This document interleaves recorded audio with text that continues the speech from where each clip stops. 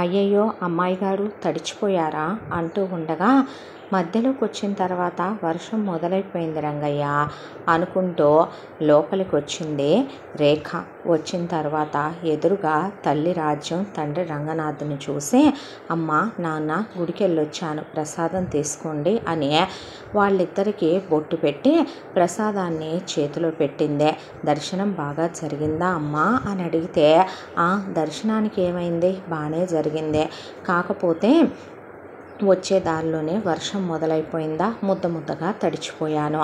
కారులో వెళ్ళమ్మా అంటే వినవు, కనీసం స్కూటీ అన్నా తీసుకుపోకూడదటే అనేసరికి పర్లేదులే కాస్త నడిస్తే ఏమీ కడిగిపోండే, మీరు మీ ప్రేమ కాలు కింద పెట్టకుండా పెంచేయాలి యువరాణిలా అని ఇప్పటిదాకా పెంచింది చాలదు, ఇంకా నా కాళ్ళ మీద కూడా నన్ను ఆధారపడి నడవనివ్వరా, ఇంకా ఎంతకాలం గారాబం చేస్తారు చిన్నపిల్లలా, మేమంటూ బ్రతుకున్నంత కాలం నువ్వు చిన్నపిల్లవేనమ్మా, నీ అడుగులకి మడుగులెత్తటానికే కదా మేముంది అని మాట్లాడుతూ ఉండగానే ఫోన్ వచ్చింది. హలో అని మాట్లాడుతున్న రంగనాథ్ కుప్పకూలిపోయాడు ఒక్కసారిగా. నాన్న ఏమైందనేసరికి ఏమైందయ్యా ఏంది అలా పడిపోయావు, ఆ ఫోన్ చూడవే అనేసరికి నీ పక్కనే ఉందమ్మా అని రాజ్యం ఫోన్ తీసుకొని హలో ఏం జరిగింది ఎవరు అట్నుంచి అంటూ ఉండగా ఆ మాట వినగానే దేవుడా అని రాజ్యం ఫోన్ అక్కడ పడేసి జుట్టంతా పీకేసుకొని అసలు కడుపు మీద గుండెల మీద కొట్టుకుంటూ అమ్మా రాగిణి అనేసరికి అమ్మా అక్కకేమైంది, ఇంకెక్కడ అక్కమ్మా పోయిందంటమ్మా, యాక్సిడెంట్ అయిందంటమ్మా, అక్కిహ మనకి లేదంటమ్మా అనేపాటికి అమ్మా అక్కకేమైంది అంటే ఇంకెక్కడ అక్కే చచ్చిపోయిందంటే అనేపాటికి హుటాహుటిన అప్పటికప్పుడు డ్రైవర్ని కారు తీయమనమని రేఖ రాజ్యం రంగనాథ్ కలిసి రాగిణి చనిపోయిన వాళ్ళ అత్తారింటి దగ్గరికి హుటాహుటిన వెళ్ళారు. వెళ్ళేసరికి రాగిణి శవాన్ని అలా పడుకోబెట్టారు.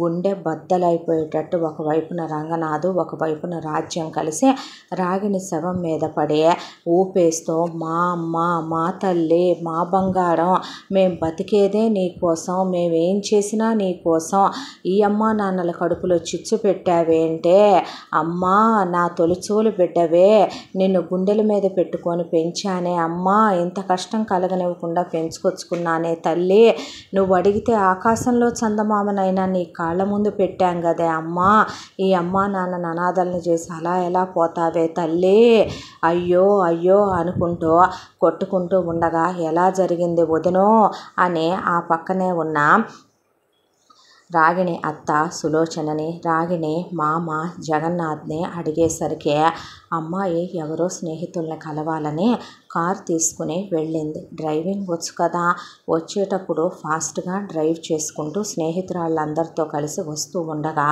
వాళ్ళందరికీ చిన్న దెబ్బలే తగిలి హాస్పిటల్లో ఉన్నారు. కానీ కర్మకి అమ్మాయి డోర్ ఓపెన్ అయిపోయి కింద పడిపోయి ఆ తర్వాత దొర్లుకుంటూ వెళ్ళి లారీ కింద పడిపోయిందమ్మా. దాంతోనే స్పాట్లో చనిపోయిందని ఆయన ఏమీ చెప్పలేక కూర్చుండిపోయాడు. పోలీసులు అక్కడికి వచ్చే తప్పు మీ అమ్మాయిదే ఉందండి, సీసీ కెమెరాల్లో కూడా పడింది, చాలా ర్యాష్ డ్రైవింగ్, అంత ఫాస్ట్గా అసలు అక్కడ వెళ్ళకూడదు, మీ అమ్మాయితో పాటు కారులో ఇంకో 4 ఉన్నారు, వాళ్ళు కూడా తప్పు మీ అమ్మాయిదే, వద్దు అంటున్నా అంత ఫాస్ట్గా వెళ్ళిందని చెప్పారు అని చెప్పేసరికి ఓరి దేవుడో ఓరి నాయనో అనే గుండెలు బాధేసుకుంటూ ఉండగా అక్కడే రాగిణి భర్త కొంత దూరంలో సూర్య అలా గోడ కానుకొని కూర్చుండిపోయాడు. ఒళ్ళో బాబు ధ్రువ, పిల్లాడికి నిండా 8 నెలలు కూడా లేవు, కూతురు పెళ్ళై 1.5 సంవత్సరం కూడా కాలేదు, కూతురు ఇలా తన జీవితాన్ని ముగించేసుకొని వెళ్ళిపోయే అయ్యో నీ బిడ్డని తల్లి లేని బిడ్డని చేసేసావమ్మా, అల్లుణ్ణే భార్య లేని వాడిని చేసేసావా తల్లి అని వీళ్ళు ఏడుస్తుంటే రేఖకు కూడా కన్నీళ్ళు ఆగలేదు. కాసేపు అక్క మీద పడి అలా ఏడ్చి కన్నీళ్లు కారిపోయాక అంతా వచ్చిన చుట్టాలు బాధపడటం, రావటం, వెళ్ళటం, పోలీసులు ఫార్మాలిటీస్ ఫినిష్ చేసుకొని వెళ్ళిపోవటం. అక్కడ ఉన్న అక్క, అత్తగారు, మావగారు కూడా ఏడుస్తూ కూర్చున్నారు. ఇంత దాంట్లో సూర్య వైపు చూసింది రేఖ. కంట్లో నుండి ఒక్క కన్నీటి పొట్టు రావట్లేదు. మనిషి స్తంభించిపోయి అలా కూర్చుండిపోయాడు. మాట లేదు, పలుకు లేదు, ఎవరు పిలిచినా పలకట్లేదు, ఏ సమాధానము లేదు. బాబు ఒళ్ళో కూర్చుని గుక్క పెట్టి ఎక్కిళ్ళు పెట్టి ఏడుస్తుంటే పనమ్మాయిని వెళ్ళి పాలు తెమ్మనమని బాబుకి పాలు పట్టి బాబుని మాత్రం భుజం మీద వేసుకుని బాబుని నిద్రపుచ్చి తన పక్కనే ఒక బ్లాంకెట్ వేసి బాబుని దాని మీద పడుకోబెట్టి అలా చేత్తో తడుతూ జోకొట్టి నిద్రపుచ్చుతున్నాడు తప్ప ఎవ్వరితో మాట్లాడటల్లా. ఏ మాట పలుకు లేదో. ఈ తతంగాలన్నీ పూర్తయిపోయిన తర్వాత బాబు చేత కూడా తల్లికి స్నానాలు అయ్యి చేయించి ముత్తైదుగా పోయింది కాబట్టి ఫార్మాలిటీస్ అన్నీ కంప్లీట్ చేసి అంత్యక్రియల దగ్గరికి తీసుకెళ్తే ఆడవాళ్ళు కూడా వెళ్ళారు శ్మశానం దగ్గరికి కడసారి చూపు చూద్దామని. అంతా దాంట్లో తల కొరివి పెట్టమని కొరివి సూర్యకి ఇవ్వబోతే సూర్య ఆ కొరివి తీసుకోలేదు. దాంతో అందరూ అలా నిలబడిపోయి సూర్య వైపు చూస్తే అక్కడే ఉన్న బాబుతో పెట్టించమన్నారు. బాబుని తీసుకుని దూరంగా వెళ్ళి నిలబడేసరికి ఇక రంగనాథు కొరివి తీసుకుని కూతురికి తల కొరివి పెట్టుకున్నాడు. పిల్లాడు భార్యని తగలబెట్టలేకపోయినట్టున్నాడు. పసివాడు భయపడతాడని దూరంగా తీసుకెళ్ళినట్టున్నాడు. ఎంతైనా ప్రేమించి పెళ్లి చేసుకున్న పెళ్ళాం కదా, కోడి ముచ్చటపడి పెళ్లి చేసుకున్నందుకు నిండా ఏడార్థం కూడా గడవకుండానే పెళ్ళాం వెళ్ళిపోయిందంటే ఏ మగాడు తీసుకోగలడని అక్కడ ఉన్న వాళ్ళందరూ రకరకాలుగా మాట్లాడుకుంటూ తతంగాలు పూర్తయి వీళ్ళింటికి వచ్చారు. వచ్చిన తర్వాత కూడా సూర్య ఎవరితోనూ మాట్లాడలేదు. రేఖ గమనిస్తూనే ఉంది సూర్య ధోరణి. బాబుని ఎత్తుకుంటున్నాడు. ఒక్క క్షణం బాబుని వదలటం లేదు. తన గుండెల మీదే పడుకోబెట్టుకుంటున్నాడు. నాపీలు మార్చుకుంటున్నాడు. పాలు పట్టుకుంటున్నాడు. బాబుకి బొట్ల మందేసి బాబుని ఉయ్యాల్లో పెట్టుకుని అలా కూర్చొని మాట లేదు, పలుకు లేదు, ఏమీ స్తంభించట్లేదు. అంతా దాంట్లో రేఖ సూర్య దగ్గరికి వెళ్ళి బావా అంటే అలా రేఖ కళ్ళల్లోకి చూశాడు. దుఃఖం వస్తే ఏడ్చేయి బావా, గుండె బద్దలైపోతుంది, అలా గుండెల్లోనే పెట్టుకొని భరించకూడదు బావా అంటే ఆ అమ్మాయి వైపు అలా చూసి కళ్ళు దించేశాడు. బాబుని నేను తీసుకోవచ్చా అని అడిగితే తీసుకోమని చేతిలో పెట్టాడు. బయటికి తీసుకెళ్ళకు, ఇక్కడే కూర్చొని ఆడించుకో అన్నాడు. ఇన్సెక్యూర్గా ఫీల్ అవుతున్నట్టున్నాడు. తమ ప్రేమకి గుర్తైన బాబుని ఎవరైనా తన నుండి దూరం చేస్తారేమో, పిల్లాడికి కూడా అక్కకైనట్టు ఏమైనా అవుతుందేమోనని ఓవర్ ప్రొటెక్టివ్ అయిపోతున్నాడు. బాబా పొసెసివ్గా కూడా ఫీల్ అవుతున్నట్టున్నాడని ఆ అమ్మాయి అక్కడే కూర్చుని పిల్లాడికి నేను స్నానం చేయించవచ్చా అంటే ఏం మాట్లాడలా. వెళ్ళి స్నానం చేయించి పిల్లాడికి పౌడర్ అద్ది బట్టలేసి పిల్లాడికి పాలు పట్టి అలా ఒళ్ళో పడుకోబెట్టుకొని నిద్రపోయిన తర్వాత పడుకున్నాడు. బావా ఇచ్చే ఇటు అని తీసుకుని పక్కన పడుకోబెట్టుకుని జో కొడుతూ అలా కూర్చుంటే భోంచేవా బావా అంటే ఏం మాట్లాడలా. ఆ అమ్మాయే వెళ్ళి తీసుకొచ్చిస్తే ఆ ప్లేటు అలాగే ఉంది. అలా 2 రోజుల పాటు ఏమీ తినలేదు. ఆ ప్లేట్లు అలా ఉంటున్నాయి. పని వాళ్ళు తీసేస్తున్నారు. మనిషి నీరసించిపోతున్నాడని ముఖమే చెప్తోంది. మనిషి పోయి 2 రోజులయ్యి కింద చిన్నదినం తతంగాలు కూడా జరిగిపోతున్నాయి. అంతా ఏడుస్తూ ఉన్న అమ్మ నాన్న కూడా కాఫీ, టిఫిన్లు, భోజనాలు అన్నీ దిగమింగుకొనే దిగుల్ని తింటున్నారు. మిగతా వాళ్ళందరూ తింటున్నారు. సూర్య ఒక్కడే అలా ఉండిపోయాడు. దాంతో రేఖ భోజనం కలిపి తీసుకుని వెళ్ళి బావా నువ్వు ముందు భోంచేయి అంటే అలా కూర్చున్నాడు. తర్వాత తింటాను అక్కడ పెట్టేయంటే ఏంటి బావా తర్వాత తినేది, చిన్నపిల్లాడిలాగా ఏంటి మొండితనం అని పోయిన వాళ్ళు తిరిగి రారనేది మనం ఒప్పుకోవాలి బావా. అది మనం ఒప్పుకోవాల్సిన నిజం. వాళ్ళకి మనతో రుణం తీరిపోయింది. కొన్ని మనం గుండెల్లోకి తీసుకోలేని బాధాకరమైన విషయాలే. కాకపోతే ఎప్పుడైతే ఒక జీవుడు తన శరీరాన్ని వదిలేసి వెళ్ళిపోతాడో వాళ్ళతో మనకి ఇక ఎలాంటి సంబంధము ఉండదు. ఇప్పుడు అక్క మనకేమీ కాదు, తన ఆత్మ భగవంతుడి సొంతం. మరో చోట మరో కొత్త జన్మ ఎత్తటానికి ఇక్కడికి తను వచ్చిన పాపకర్మలు పుణ్యపాపాలు పూర్తి చేసుకుని కర్మఫలం అనుభవించి వెళ్ళిపోయిందే. అదే తలుచుకుంటూ నువ్వు ఇలా అయిపోతే బాబు సంగతి ఏంటి, అత్తయ్య మామయ్య ఏమైపోతారో, నీకు చెప్పేంత పెద్దదాన్ని కాదో, ఎందుకు నువ్వు ఇలా నీ ఆరోగ్యం పాడు చేసుకుంటున్నావో. ఇప్పటికే అత్తయ్య మామయ్యకి బీపీ షుగర్లో అప్ అండ్ డౌన్గా ఉన్నాయంట. అమ్మా నాన్నలు ఏడ్చిన వాళ్ళు ఏడ్చినట్టే ఉన్నారు. పిల్లాడికి తల్లి లేదనేది ఎవరూ తీర్చలేని బాధే. కానీ నువ్విలా అయిపోవటం కరెక్ట్ కాదు బావా అని భోజనం తిననని అలా కూర్చుంటే ఆ అమ్మాయి కలిపి నోట్లో తినిపించింది. ఆ తర్వాత ఆ అమ్మాయి 4 ముద్దలు పెట్టి తింటూ ఉండగానే గుండెల్లో ఉన్న దుఃఖం ఎన్నాళ్ళ నుంచి గూడు కట్టుకుపోయిందో ఒక్కసారిగా గుండె బద్దలైపోయేలా ఇల్లంతా రీసౌండ్లు వచ్చేలాగా ఆ అమ్మాయిని గట్టిగా కౌగిలించేసుకొని వెక్కి వెక్కి వెక్కి వెక్కి బాబు కూడా తండ్రి ఆడవటం చూసి ఎక్కిళ్ళు పెట్టి ఆడవటం మొదలుపెట్టాడు సూర్య. పిల్లాడు కూడా ఏడ్చేయటం మొదలుపెట్టాడు. బావా అంటే ఆ అమ్మాయిని పట్టుకొని గట్టిగా కౌగిలించుకొని ఎంత పెద్దగా అంటే రేఖ రేఖ రేఖ అంటూ పెద్దగా ఏడ్చేశాడు. పావు గంట అరగంట గంట 2 గంటలు ఆ అమ్మాయికి భయం వేసింది ఏమైపోతాడోనని. నరాలన్నీ బిగబట్టేసి మొహం అంతా ఎర్రగా అయిపోయి కళ్ళన్నీ ఎర్రగా అయిపోయి మనిషి వణికిపోతూ వేడిగా మారిపోయింది సూర్య శరీరం.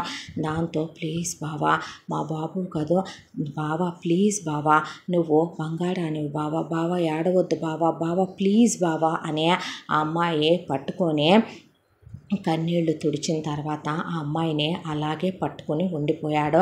ఆ తర్వాత బావా ప్లీజ్ ఏడవకని ఆ అమ్మాయి ఆ పక్కనే ఉన్న టిష్యూలు పెట్టి వెట్ నాప్కిన్స్ పెట్టి ముఖం అంతా తుడిచిన తర్వాత ప్లీజ్ బావా ఏడవకు అని ఇంకా భోజనం తినేలా లేడని చెప్పి కాసిన పాలు కలిపి తాగిచ్చే పడుకో బావా అని కాళ్ళు పైకి పెట్టి అలా పడుకోబెడితే ఆ అమ్మాయి చెయ్యి పిల్లాడు ఒకవైపున సూర్య ఒకవైపున అలాగే పట్టుకుంటే ఆ అమ్మాయి దుప్పటి కప్పి పడుకోమని పడుకున్న తర్వాత లైట్ ఆఫ్ చేసి బయటకు వచ్చింది.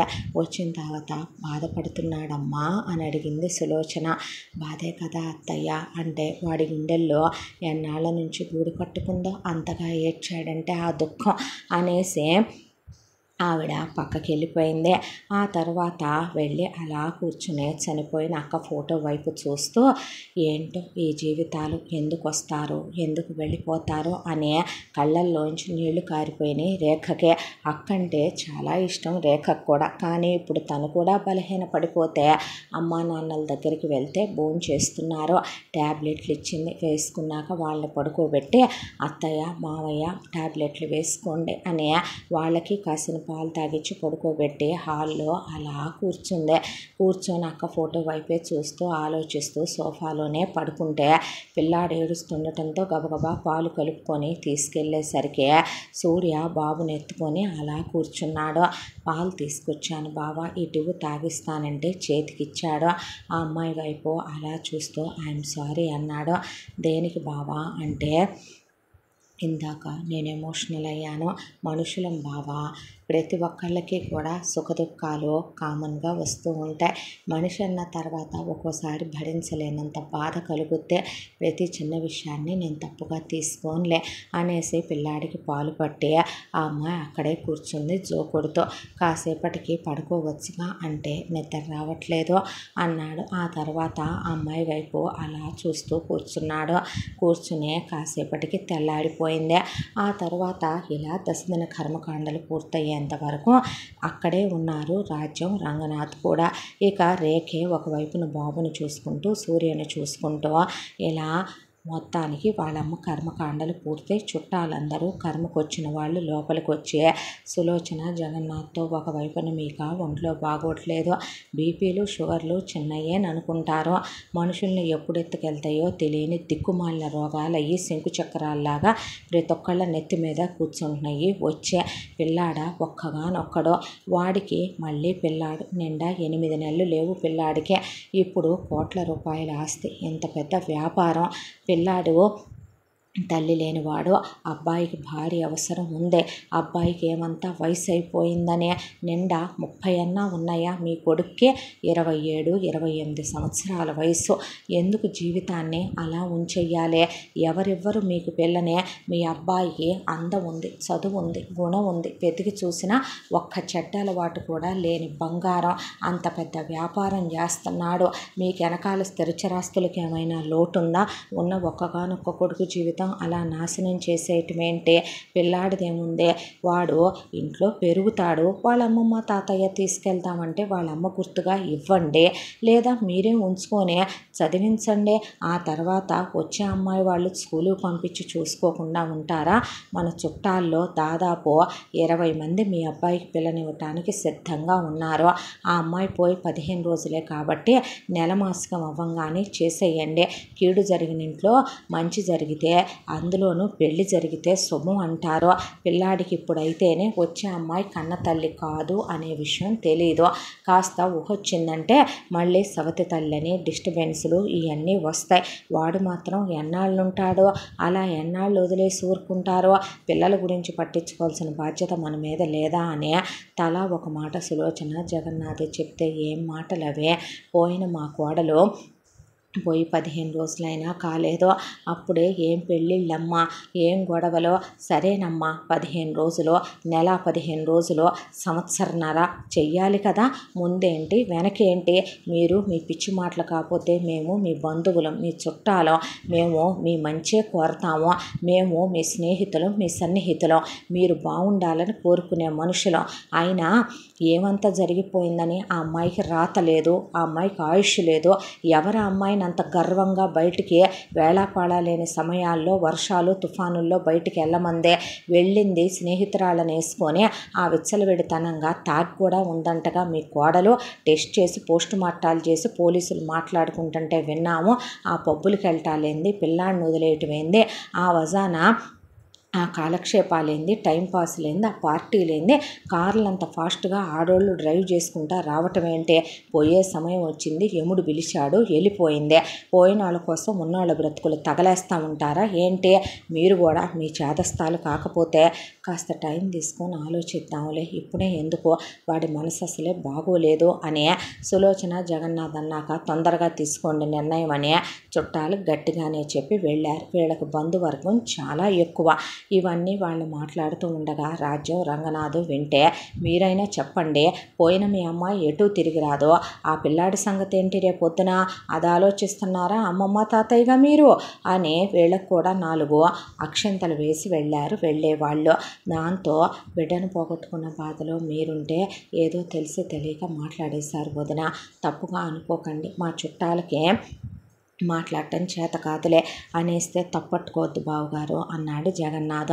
అన్న తర్వాత దానిలో ఏముందిలేండి, వాళ్ళన్న దాంట్లో నిజం కూడా ఉందిగా అనే రాజ్యం, రంగనాథం ఆలోచించుకున్నారు. ఆ తర్వాత నెల ఇక్కడే ఉన్నారు. నెల ఉన్న తర్వాత నెల మాసికాలు పూర్తయినాయి. 2వ నెల, 3వ నెల, 4వ నెల, 5వ నెల బియ్యాల వారింటికి ఇక సంబంధాలు డైరెక్ట్గా రావటం మొదలైందే. అల్లుడు ఇప్పుడిప్పుడే ఆఫీసుకు కూడా వెళుతున్నాడు. ఇన్నాళ్ళు ఇంట్లోనే ఉన్నాడు. ఇంటి నుండే ఆఫీస్ పనులు చూసుకున్నాడు. కానీ ఆఫీస్కి వెళ్ళటం మొదలుపెట్టాడు. అల్లుడి దగ్గర పిఏగా పనిచేసే అమ్మాయి వచ్చి, సార్ ఇది ఇలాగా అది అలాగా అని చెప్తుంది. ఆ అమ్మాయి వయసులోనే ఉంది. మరొక వైపున చుట్టాలమ్మాయిలు బావా బావా అనుకుంటూ, మామయ్య అనుకుంటూ చాలామంది అమ్మాయిలు వస్తున్నారు. ఇదంతా చూస్తూ ఆలోచిస్తూ కూర్చున్న వీళ్ళు బాబు వైపు చూస్తే బాబుకి అలా మొదటి సంవత్సరం కంప్లీట్ అయిపోయింది. అంతా దాంట్లో పిల్లాడికి పుట్టినరోజు ఎందుకు చేయకుండా ఉండాలి అనే పిల్లాడికి పుట్టినరోజు జరిపించారు. మరీ గ్రాండ్గా కాకపోయినా కాస్త బాగానే జరిపించారు. పిల్లాడికి 12వ నెల కూడా కంప్లీట్ అయ్యి 13వ నెల కూడా వచ్చింది. ఆలోచిస్తూ ఉండగా పిల్లాడు ఒకరోజు అలా అడుగులు వేస్తూ పరిగెత్తుకుంటూ వచ్చి సూర్య దగ్గర నుంచి రేఖ ఒళ్ళోకి దూకాడు. ఎత్తుకుంటే అమ్మా అన్నాడు. అనేసరికి అమ్మా అంది. అమ్మా అంటూ, అమ్మ అంటే అమ్మ అంటూ అందరూ అలా చూశారు పిల్లాడి వైపు, ఆ అమ్మాయి వైపు. ఆ అమ్మాయి బాబుని ఎత్తుకొని మురిసిపోతూ అమ్మా అమ్మా అంటూ ఆడించుకుంటూ తిరుగుతుంటే ఎవరో పరాయి వాళ్ళని ఇచ్చి చేస్తే రేపొద్దున అల్లుడి సంగతి తీసి పక్కన పెట్టి ఆ వచ్చింది పిల్లాడికి తల్లి కాలేకపోతే పరిస్థితి ఏంటి? మొహమాటం లేదు బావగారు. ముక్కు మొహం తెలియని ఎవరినో చేసుకుంటే నా కూతురు బిడ్డని వాళ్ళు సొంత పిల్లాడిగా చూస్తారనే గ్యారంటీ ఉందా? పైగా పిల్లాడిని కొట్టచ్చు తిట్టచ్చు. అదంతా ఎందుకండి? మా చిన్నమ్మాయి ఉంది, మేమెటు పెళ్లి చేయలేదు. మా చిన్నమ్మాయినే అల్లుడు గారు ఒప్పుకుంటే గనక ఇచ్చి చేసేస్తాము. మేము ఇకనైనా ప్రశాంతంగా మా ఇంటికి మేము వెళ్తాము. శుభ్రంగా మా చిన్నమ్మాయి అయితే పిల్లాడిని కన్న తల్లిలా కడుపులో పెట్టుకొని చూసుద్దే. మా పెద్దమ్మాయి స్థానాన్ని తను తీసుకుని అల్లుడు గారితో కూడా సంతోషంగా ఉండి పెద్దమ్మాయినే మడిపించేలా ముడిపించేలా ఉంటుంది. ఏమంటారు? మా మాట కాదనొద్దు అన్న తర్వాత సులోచన, జగన్నాథు సూర్య వైపు చూశారు. చూసేసరికి రేఖ అక్కడే ఉండేసరికి బాబుని ఎత్తుకొని నిలబడింది. తనకిష్టమైతే నాకేం అభ్యంతరం లేదు అని సూర్య లోపలికి వెళ్ళిపోయాడు. వెళ్ళిపోయిన తర్వాత రేఖ అలా నిలబడింది. అమ్మ అని చేతులు పట్టుకొని బావ పక్కన అక్కిక లేదు, రాదు. అది నిజం. నువ్వు అన్నట్టు పోయిన వాళ్ళతో రుణాలు తీరిపోతాయి, కానీ ఉన్న బాబుని అలా వదిలేయలేం. నువ్వైతేనే బావని ప్రేమగా చూసుకోగలవు, అక్క స్థానాన్ని భర్తీ చేయగలవు, బాబుని ప్రేమగా చూసుకోగలవు అని చెప్పి పెళ్ళికి ఒప్పించారు రేఖనే. ఆ తర్వాత ఇక వీళ్ళకి పెళ్ళి జరిగిపోయింది. శోభనం ఏర్పాట్లు చేశారు. శోభనం ఏర్పాట్లు చేస్తే రేఖ బావ మనసేమీ బాలేదు. మేబీ బావ నార్మల్ అవటానికి ఎన్నాళ్ళో పట్టుద్దో ఎన్నేళ్ళో పట్టుద్దో, బావ తన ఒంటి మీద ఎటు చెయ్యడు అనే దాంతో ఆ అమ్మాయి ఫార్మాలిటీగా సింపుల్గా రెడీ అయ్యి తెల్ల చీర కట్టుకొని పాల గ్లాస్ తీసుకొని తల్లో పూలు పెట్టుకొని అత్తగారు వెళ్ళమ్మ లోపలికి అన్నాక బాబునిచ్చేయని పిల్లాడిని తీసుకున్నాక గదిలోకి వెళ్ళింది రేఖ. వెళ్ళిన తర్వాత అసలు ముట్టుకోవడానికొని వెళ్ళిన రేఖ ఆశ్చర్యానికి గురయ్యే విధంగా డోర్ దగ్గరకు వచ్చి ఆ అమ్మాయి చేయి పట్టుకొని తీసుకెళ్ళి పాలు తను సగం తాగి ఆ అమ్మాయికి తాగిచ్చి ఆ తర్వాత ఆ అమ్మాయిని దగ్గరికి తీసుకొని కౌగిలించుకున్నాడు. కౌగిలించుకొని ఆ అమ్మాయి పెదవుల మీద గాఢంగా ముద్దు పెట్టాడు. ఆ తర్వాత ఆ అమ్మాయిని దగ్గరికి తీసుకుని ఇంకొంచెం దగ్గరికి అని ఆ తర్వాత ఒక్కొక్కటిగా ఆ అమ్మాయికి క్లోజ్ అవుతూ ఆ అమ్మాయిని వివస్త్రణ చేస్తూ తను క్లోజ్ అవుతూ చాలా డీప్గా, చాలా ఇంటిమేటెడ్గా, ఆశతో, కోరికతో, ఇష్టంతో, మోహంతో, ఇంకా దానికి ఏ పేరు పెట్టాలి, ఆ అమ్మాయిని చాలా సున్నితంగా ట్రీట్ చేస్తూ ఆ అమ్మాయిలో తను కలిసిపోతూ ఆ అమ్మాయిని తనలో కలిపేసుకుంటూ చాలా క్లోజ్గా డీప్గా ఇంటిమేట్ అయ్యాడు. ఒక్క క్షణం అమ్మాయికి ఏమీ అర్థం కాలేదు. బావ అక్కని మర్చిపోయాడా లేక శారీరక సుఖం కోసమా? ఆ మాట ఆ అమ్మాయి అనుకోలేకపోతుంది. మరి ఏంటిదంతా? పోనీ తనేమైనా అనుకుంటుందని క్లోజ్ అవుతున్నట్టు లేదే ఇదే, బాధగా దిగులుగా క్లోజ్ అవుతున్నట్టు లేదే ఇదే, ఏం జరుగుతుంది? కానీ ఇప్పుడు తనేమీ అనకూడదు. పోయిన అక్క జీవితం తలుచుకుంటూ బావ తన లైఫ్ నాశనం చేసుకోమని ఎవరికీ చెప్పే రైట్ లేదు కదా. మేబీ పెళ్ళైన తర్వాత ఎప్పటికైనా తప్పదుగా అనే దాంతో ఇప్పుడే క్లోజ్ అయ్యాడేమో అనుకునే ఆ అమ్మాయి ఇష్టంగానే యాక్సెప్ట్ చేసింది. దూరం పెడితే ఎక్కడ ఇష్టం లేకుండా రెండో సంబంధం అని పిల్లాడి తండ్రి అని తప్పదు కాబట్టి చేసుకుంది అనుకుంటారేమోనని భయం అనిపించింది రేఖకి. ఆ తర్వాత ఒకసారి, 2 సార్లు, 3 సార్లు అలా 5 సార్లు డీప్గా ఇంటిమేటెడ్గా క్లోజ్ అయిన తర్వాత ఆ అమ్మాయిని గుండెల మీద పడుకోబెట్టుకొని అలాగే బట్టలు వేసుకోవద్దు అని ఆ అమ్మాయిని గట్టిగా హత్తుకొని ఆ అమ్మాయిని తన శరీర స్పర్శనిస్తూ గట్టిగా కౌగిలించుకొని అలా పడుకున్నాడు ముద్దు పెట్టుకొని.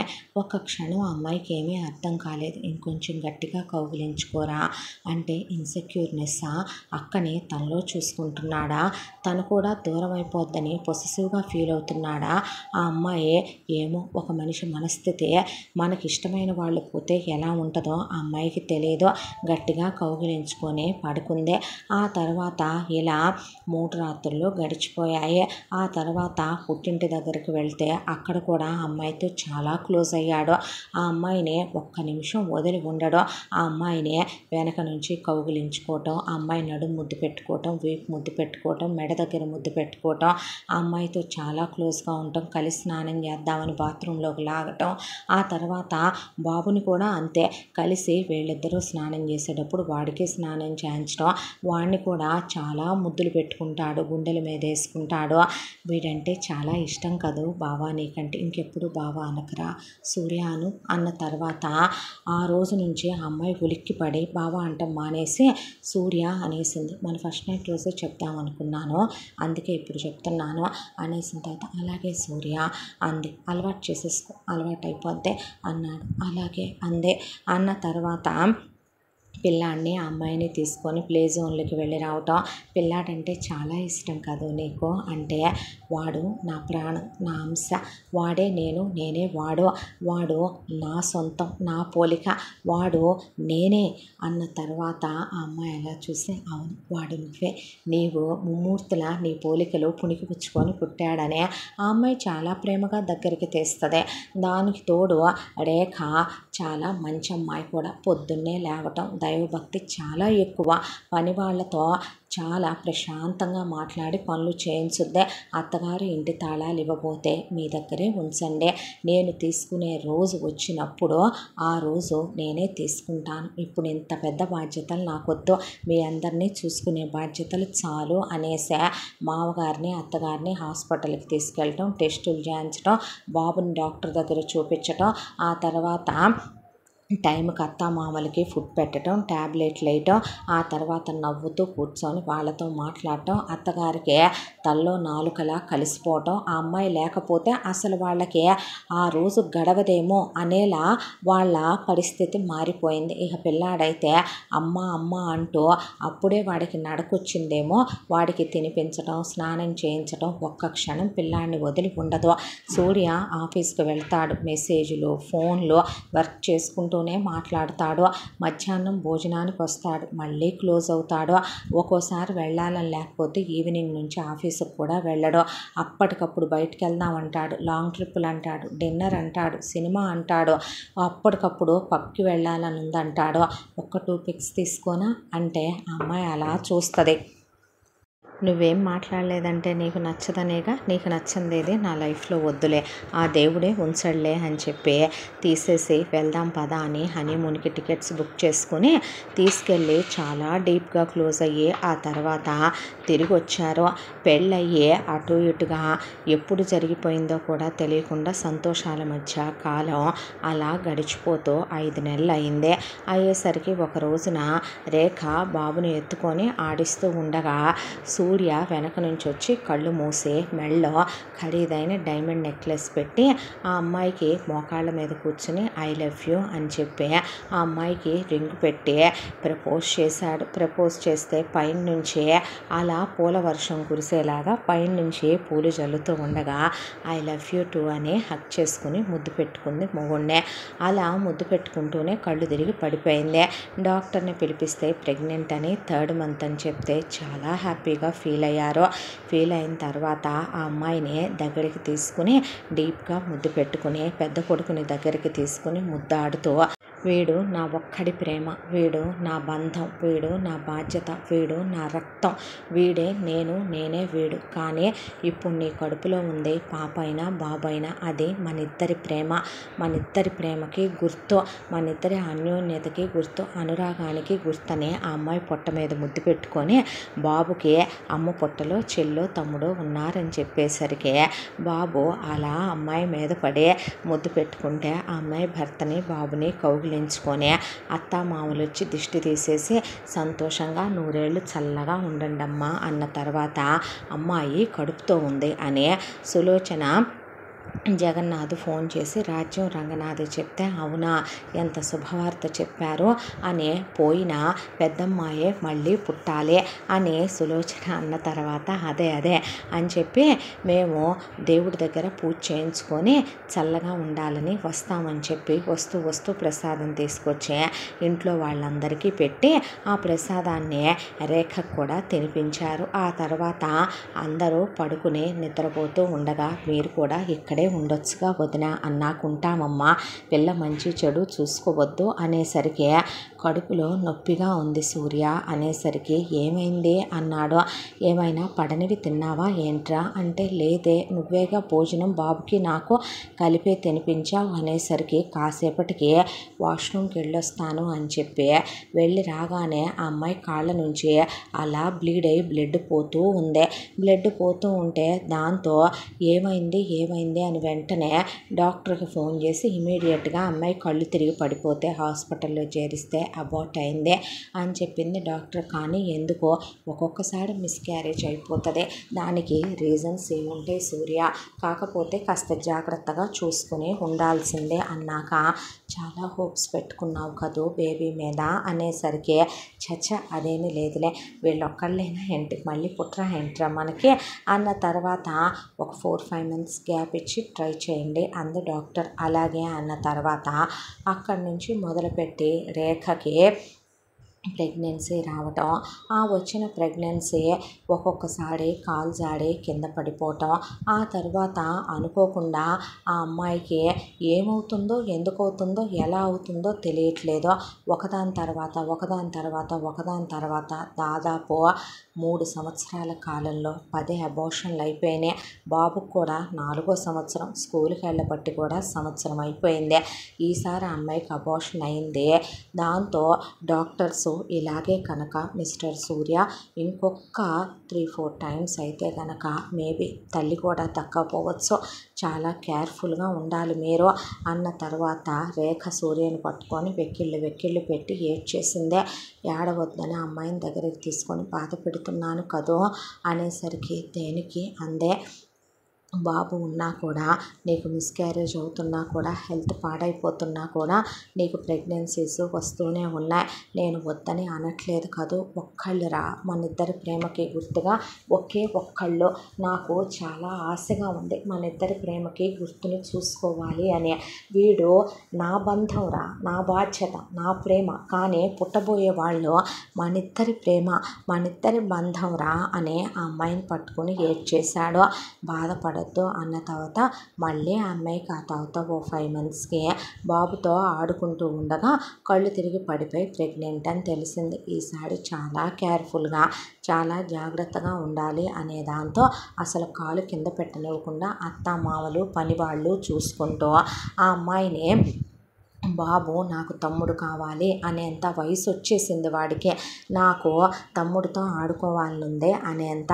ఆ తర్వాత పుట్టింటికి పంపించాయా అంటే వద్దులేండి ఇప్పటికే చాలా జరిగాయి కదా, ఎందుకు అనవసరంగాను నేనే చూసుకుంటానులేండి, అమ్మా నాన్న ఉన్నారుగా అంటే కావాలంటే మీరే వచ్చి చూసేళ్ళండి అత్తయ్య, తప్పుగా అనుకోవద్దు అని చెప్పాడు. చచ్చా దాందే ఉందలే బాబు, నువ్వైనా అది బాగుండాలనేగా చెప్తున్నావు, మీ బాగే కదయ్యా మేము కోరుకునేది కూడా అని చెప్పి ఇక్కడికి వచ్చిన తర్వాత జాగ్రత్త అమ్మ అని ఆ అమ్మాయిని చాలా జాగ్రత్తగా చూసుకోవటం మొదలుపెట్టారు అమ్మా నాన్నలు అత్తామామలు.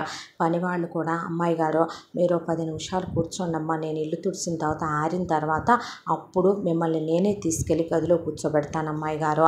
అయ్యో నన్ను నా పనులు కూడా చేసుకొనివ్వట్లేదు, వద్దురా నేను ఎత్తుకొని తిప్పుతాను అవసరమైతే అని సూర్య ఒకవైపున అంటూ ఉండగా అలా ఇలా నవ్వుల మధ్య మాట్లాడుకుంటూ ఆ అమ్మాయికి 7వ నెల వచ్చింది. 5వ నెలలో పుట్టింటి సీమంతం చెయ్యాలనుకుంటే వద్దులేండి ఒక్కటే గ్రాండ్గా చేద్దాం అలిసిపోద్దే అన్నాడు సూర్య. అన్న తర్వాత 7వ నెల కూడా వచ్చింది, తిరుగులేదు, బేబీ చాలా హెల్తీగా ఉంది, మీరు ఇన్నాళ్ళుగా బాధపడుతున్నారు, నేను మీ ఫ్యామిలీ డాక్టర్ని కాబట్టి చెప్తున్నాను, కడుపులో ట్విన్స్ ఉన్నారు, ఓ పాప ఓ బాబు అని చెప్తే చాలా హ్యాపీగా ఫీల్ అయ్యారు. వాళ్ళ ఆనందానికి అవధులు లేవు. చాలా గ్రాండ్గా సీమంతం మళ్ళీ ఇలా చెయ్యరేమో అన్నంత గ్రాండ్గా సీమంతం చేయించాడు. ఆ తర్వాత బేబీ షవర్ చేసుకున్నారు, జెండర్ రివీల్ చేసుకున్నారు. అంగరంగ వైభవంగా ఉంది వాళ్ళ సిచ్యువేషను. ఆ తర్వాత అలా ఒక రోజున ఆ అమ్మాయి వాకింగ్ చేస్తూ మెల్లగా పొట్ట చాలా ఎత్తొచ్చేసింది. నిండు పొట్టతో పెళ్ళాం అలా తిరుగుతుంటే వడ్డాణం తెచ్చి పెళ్ళాం పొట్టకి పెట్టి ముద్దు పెట్టుకున్నాడు. ఏంటిది అని అడిగితే బేబీ గిఫ్ట్ అన్న తర్వాత నవ్వి బాబు కూడా ఆ అమ్మాయి చేతికి బ్రేస్లెట్ పెడితే నీకెక్కడేరా డబ్బులు, నా దగ్గరే తీసుకుని కొన్నాడమ్మా అంటే ఏంటమ్మా ఇది, బేబీ గిఫ్ట్ అన్నాడు వాడు. అన్న తర్వాత ఆ అమ్మాయి నవ్వుకుంటూ కళ్ళల్లో నీళ్లు తిరిగిపోయాయి. చాలా జాగ్రత్తగా ఉండు బంగారం అని ఆఫీస్లో అర్జెంటు పని ఉంది, కరెక్ట్గా 3 అవర్స్లో నీ కళ్ళ ముందు ఉంటాను అన్న తర్వాత అలాగే అందే. అన్నాక అత్తగారు మామగారు కలిసి గుడికి వెళ్ళొస్తామమ్మా అని పిల్లాన్ని తీసుకొని వెళ్ళిన తర్వాత సరే అని ఆ అమ్మాయి అలా అటు ఇటు అడుగులేస్తుంటే అమ్మాయి గారు మీరు ఒక దగ్గర ఉండండమ్మా అని పని అమ్మాయి మీకోసం ఏమైనా చేసుకొస్తాను అమ్మాయి గారు అన్న తర్వాత వాళ్ళ అమ్మ నాన్న అలా కూర్చుంటే ఏంటమ్మా ఏంటి నాన్న అంటే ఏమీ లేదమ్మా, ఇప్పటిదాకా ఎంతమంది బిడ్డల్ని పోగొట్టుకున్నావు, వీళ్ళన్నా భూమి మీదకి వచ్చి నువ్వు నీ పిల్లలు చల్లగా ఉంటే చూడాలని ఉంది తల్లి అంటే ఏమవ్వదు, మీ అందరి దీవెనలు ఆశీస్సులు లేవా ఏంటి, నేను బాగానే ఉంటాను అని మాట్లాడుతూ ఉండగానే పనమ్మాయి అమ్మాయి గారు ఇదిగోండి మీరు 3 రోజుల నుంచి అడుగుతున్నారు కదమ్మా, మా ఇంటి పక్కన వాళ్ళే అడిగి మరీ తీసుకొచ్చాను ఉసిరికాయలో, ఇదిగోండమ్మా తినండి, ఉప్పు కారం వేసి తొక్కి తీసుకొచ్చాను, నోటికి పుల్లగా ఉంటాయి అనేసరికి నిజంగా అని అవి తిన్న తర్వాత అప్పుడే సూర్య గుడికి వెళ్ళొచ్చిన అత్త మామ బాబు వచ్చి అమ్మ అనుకుంటూ వచ్చేసరికి ఆహా అన్నాక రే చాక్లెట్ తినాలని ఉందన్నావుగా చూడు ఎన్ని తెచ్చానో, నేను ఒకటి తినాలన్నాను బాస్కెట్ తినాలనలేదు, అన్ని తింటే చాక్లెట్ అయిపోతాయి లోపల బేబీలు అని నవ్వుతూ ఉండగానే అమ్మా అని కుప్పకూలిపోయింది ఆ అమ్మాయి. కుప్పకూలిపోయేపాటికి అమ్మా అని రాజ్యం రంగనాథు ఇదేం కర్మే అమ్మా, ఒక బిడ్డను పోగొట్టుకున్నామంటే నువ్వేంటంటే అత్తయ్య ఇంకొకసారి మీరు అలా మాట్లాడితే నేను ఊరుకోననేపాటికి ఉలిక్కి పడ్డారు ఇంట్లో వాళ్ళంతా. ఏమైందనేపాటికే ఏమీ లేదు బాబు గారు, అమ్మాయి గారు ఉసిరికాయలే తిన్నారండి, ఎక్కడివా దరిద్రపే, అయ్యో నేను పక్కింటి వాళ్ళ చెట్టుకి నా చేత్తో కోసి తెచ్చాను బాబు గారు అంటే ఆ తిన్నవి ఉన్నాయా ఇంకా అన్నాక లేవు బాబు గారు అమ్మాయి గారు తినేశారండి అన్న తర్వాత ఆ అమ్మాయిని తీసుకొని హాస్పిటల్కి వెళ్ళేపాటికే చాలా క్రిటికల్ కండిషన్లోకి వెళ్ళిపోయిందని అమ్మాయికి ఆక్సిజన్ పెట్టి తీసుకెళ్ళి బేబీస్ 2 పోయాయి, ఐఎమ్ రియల్లీ సారీ అని చెప్పి తన మీద ఏదో ఫుడ్ పాయిజన్ అటాక్ జరిగిందండి, మీరు కాస్త ఫుడ్ విషయంలో చూసుకోండి అనేపాటికి పనమ్మాయి మీద ఎంత ఎత్తున లేసాడు సూర్య. బాబు మీరు పుట్టిన దగ్గర నుంచి మీ ఇంట్లో పనిచేస్తున్నాను నేను, అమ్మాయి గారికి కడుపు పోగొట్టేంత నేచురాల్ని కాదు, నా 2 బిడ్డల మీద ఒట్టు బాబు ప్రమాణం చేసి చెప్తున్నాను, అసలు ఏం జరుగుతుంది, ఎందుకు ఇలా జరుగుతుంది అనేది అర్థం కాక తల బద్దలైపోతే మా బిడ్డో అని రాజ్యం రంగనాథ్ ఏడుస్తూ ఉంటే ఆ అబ్బాయి గుండె చెరువైపోయి పోయిన బిడ్డల బాడీలు చూపించే ఆ తర్వాత చూడలేక సూర్య వెక్కిళ్ళు పెట్టి చేశాడు. అసలు లేస్తే అమ్మాయికి తను ఏమని చెప్పాలి, డాక్టర్ సూర్య ఇంకా 1 or 2 attempts ఆ తర్వాత ఈ యూట్రస్ కూడా రిమూవ్ చేసేస్తాను, ఇంకంతకన్నా ఛాన్స్ కూడా లేదు, చాలా వీక్గా ఉన్నాయి టిష్యూస్ కూడాను, ఇన్ని అబోషన్స్ జరగకూడదు, దట్టు అవి న్యాచురల్గా అయిపోతే వేరే విషయం, కానీ అసలు ఇలా ఎందుకు జరుగుతుందో అర్థం కాకుండా హెల్దీ బేబీస్ ఇన్ని పోవటం అనేది చాలా ఘోరమైన విషయం అని చెప్పింది డాక్టరు. మీరు అసలు వెంటనే కూడా సెక్షువల్గా ఇంటిమేట్ అవ్వద్దు, కొన్నాళ్ళు మీరు దూరంగానే ఉండాలి, ప్లస్ ఆ అమ్మాయి హెల్త్ అసలేమీ బాగాలేదు, చాలా కేర్ఫుల్గా గాజు బొమ్మలా చూసుకోవాలి, లేకపోతే చాలా డేంజర్ చెప్తున్నాను నేను అని చెప్పి స్పృహలోకి వచ్చిన తర్వాత పిల్లలు పుట్టేశారేమో 7వ నెలనే, పిల్లల కోసం పురిటి నొప్పులు వచ్చాయి కదూ నాకు, పుట్టేశారా పాప బాబు ఏరి 7వ నెలలో పుట్టారని ఇంక్యుబేటర్లో ఏమైనా పెట్టారా నా పిల్లల్ని, తీసుకెళ్ళి చూపించవా సూర్య అనేసరికి ఆ అమ్మాయిని పట్టుకునే ఏడ్చేసేపాటికి పోయారా అందే. అనేసరికి అత్తగారు మామగారు నోట్లో గుడ్డలు కుక్కుకొని పిల్లాడు కూడా మమ్మీ అని మీద పడి ఏడ్చేసరికి ఓహో వీళ్ళు కూడా దక్కలేదా, తీసుకెళ్ళిపోయాడా దేవుడు, ఏం పాపం చేసుకున్నానో నేను, ఈ పాపిష్టి కడుపులోకి వచ్చి ఒక్కళ్ళు కూడా భూమి మీదకి రావట్లేదు కదా సూర్య, ఈ అమ్మ అంత దుర్మార్గు రాలేమో, ఈ అమ్మ కడుపులో నుంచి పుట్టాలనుకోవట్లేదు కదో, ఈ అమ్మ కడుపులో నిండు నెలలో ఉండాలనుకోవట్లేదు కదో అనే పాటకి అయ్యో అని సూర్య పట్టుకొని ఏడ్చేసేపాటికి పర్లేదులే, ఇప్పుడేంటి మహా అయితే గొడ్రాళ్ళు అంటారు, ఏమైంది వీళ్ళు లేడా ఏంటి, నాకు నువ్వు లేవా, నాకు మీరు లేరా అత్తయ్య మావయ్య అమ్మ నాన్న లేరా అనే పాటికి అందరూ ఏడ్చి ఓదార్చాక ఇలాగే ఉంటే తన మనస్థితి మీద కూడా పడుద్దే, కొన్నాళ్ళు ఆగిన తర్వాత తనకి నేను కొంత మెడికేషన్ ఇస్తాను, అది అయ్యాక ఎక్కడికన్నా తనని తీసుకుని వెళ్ళండి, కొంత ప్రశాంత పడుద్దే, సెక్షువల్గా కొంచెం దూరంగా ఉండండి, మళ్ళీ చెప్తున్నానన్నాక అలాగేనని ఇంటికి తీసుకొచ్చాక మేము వెళ్ళొస్తామమ్మా అన్నాక అదేంటండి అంటే చూడలేకపోతున్నామమ్మా ఇక్కడ ఉన్న దగ్గర నుంచి దాని దుఃఖాన్నే అని చెప్పి జాగ్రత్తగా చూసుకో బాబు అనేసి వాళ్ళు వెళ్ళిపోయారు. ఆ తర్వాత 3 నెలల పాటు డాక్టర్ మెడిసిన్స్ వాడిందే, చాలా జాగ్రత్తగా చూసుకున్న, పోయిన బిడ్డల గురించే తలుచుకుంటూ అబార్షన్ల గురించే తలుచుకుంటూ బాగా డల్ అయిపోయింది రేఖ. అంతా దాంట్లో ధృవ వచ్చి అమ్మ అని మీద పడితే బాబున్నంతసేపు బాబుతో నవ్వుతూ ఉండి స్నానం చేయించి వాడికి భోజనం పెట్టి హోంవర్క్ చేయించి వాడు పడుకున్న తర్వాత అత్తయ్య మామయ్య వాళ్ళు ఎంత మాట్లాడుతున్నా, వాళ్ళతో ఎంత సన్నిహితంగా ఉన్న భర్త దగ్గరికి తీసుకుని ఎంత కబుర్లు చెప్తున్నా మాట్లాడిస్తున్నా మనిషి ఆలోచనలు ఎక్కడో ఉంటున్నాయి. దాంతోనే ఒక 3 నెలలు గడిచిన తర్వాత అమ్మ తన్ని ట్రిప్కి తీసుకెళ్తాను, కొంచెం అలా పరిసరాలు మారితేనన్నా కాస్త మనసు మామూలు అవుద్దేమో అని డాక్టర్ దగ్గరికి వెళితే తీసుకెళ్ళండి అని చెప్పింది. చెప్పిన తర్వాత ఇంటిమేట్ అవ్వచ్చా డాక్టర్ అని అడిగాడు. అంటే కొంచెం టైం తీసుకుని ఒక 10 to 15 days తను నార్మల్ అయితే కనుక ఓకే అని చెప్పింది ఆవిడ. చెప్పిన తర్వాత సరే అని చెప్పి తీసుకొని వెళ్ళాడు. వెళ్ళిన దగ్గర భార్యని దగ్గరికి తీసుకుని అక్కడ ఏ చిన్న పిల్లల్ని ఏ కడుపుతో ఉన్న వాళ్ళని చూసినా డల్ అయిపోతుంది. దాంతో అసలు మనుషులే లేనటువంటి ఒక ప్రైవేట్ బీచ్ లాంటిది బుక్ చేసుకుని అక్కడికి తీసుకెళ్ళాడు. తీసుకెళ్తే అక్కడ వర్షం పడింది. ఆ వర్షం చూస్తూ ఉంటే ఒకవైపున అక్కడ క్రాకర్స్ పేలుస్తున్నారు. ఆ క్రాకర్స్ వైపు అలా చూస్తూ కూర్చున్నాడు.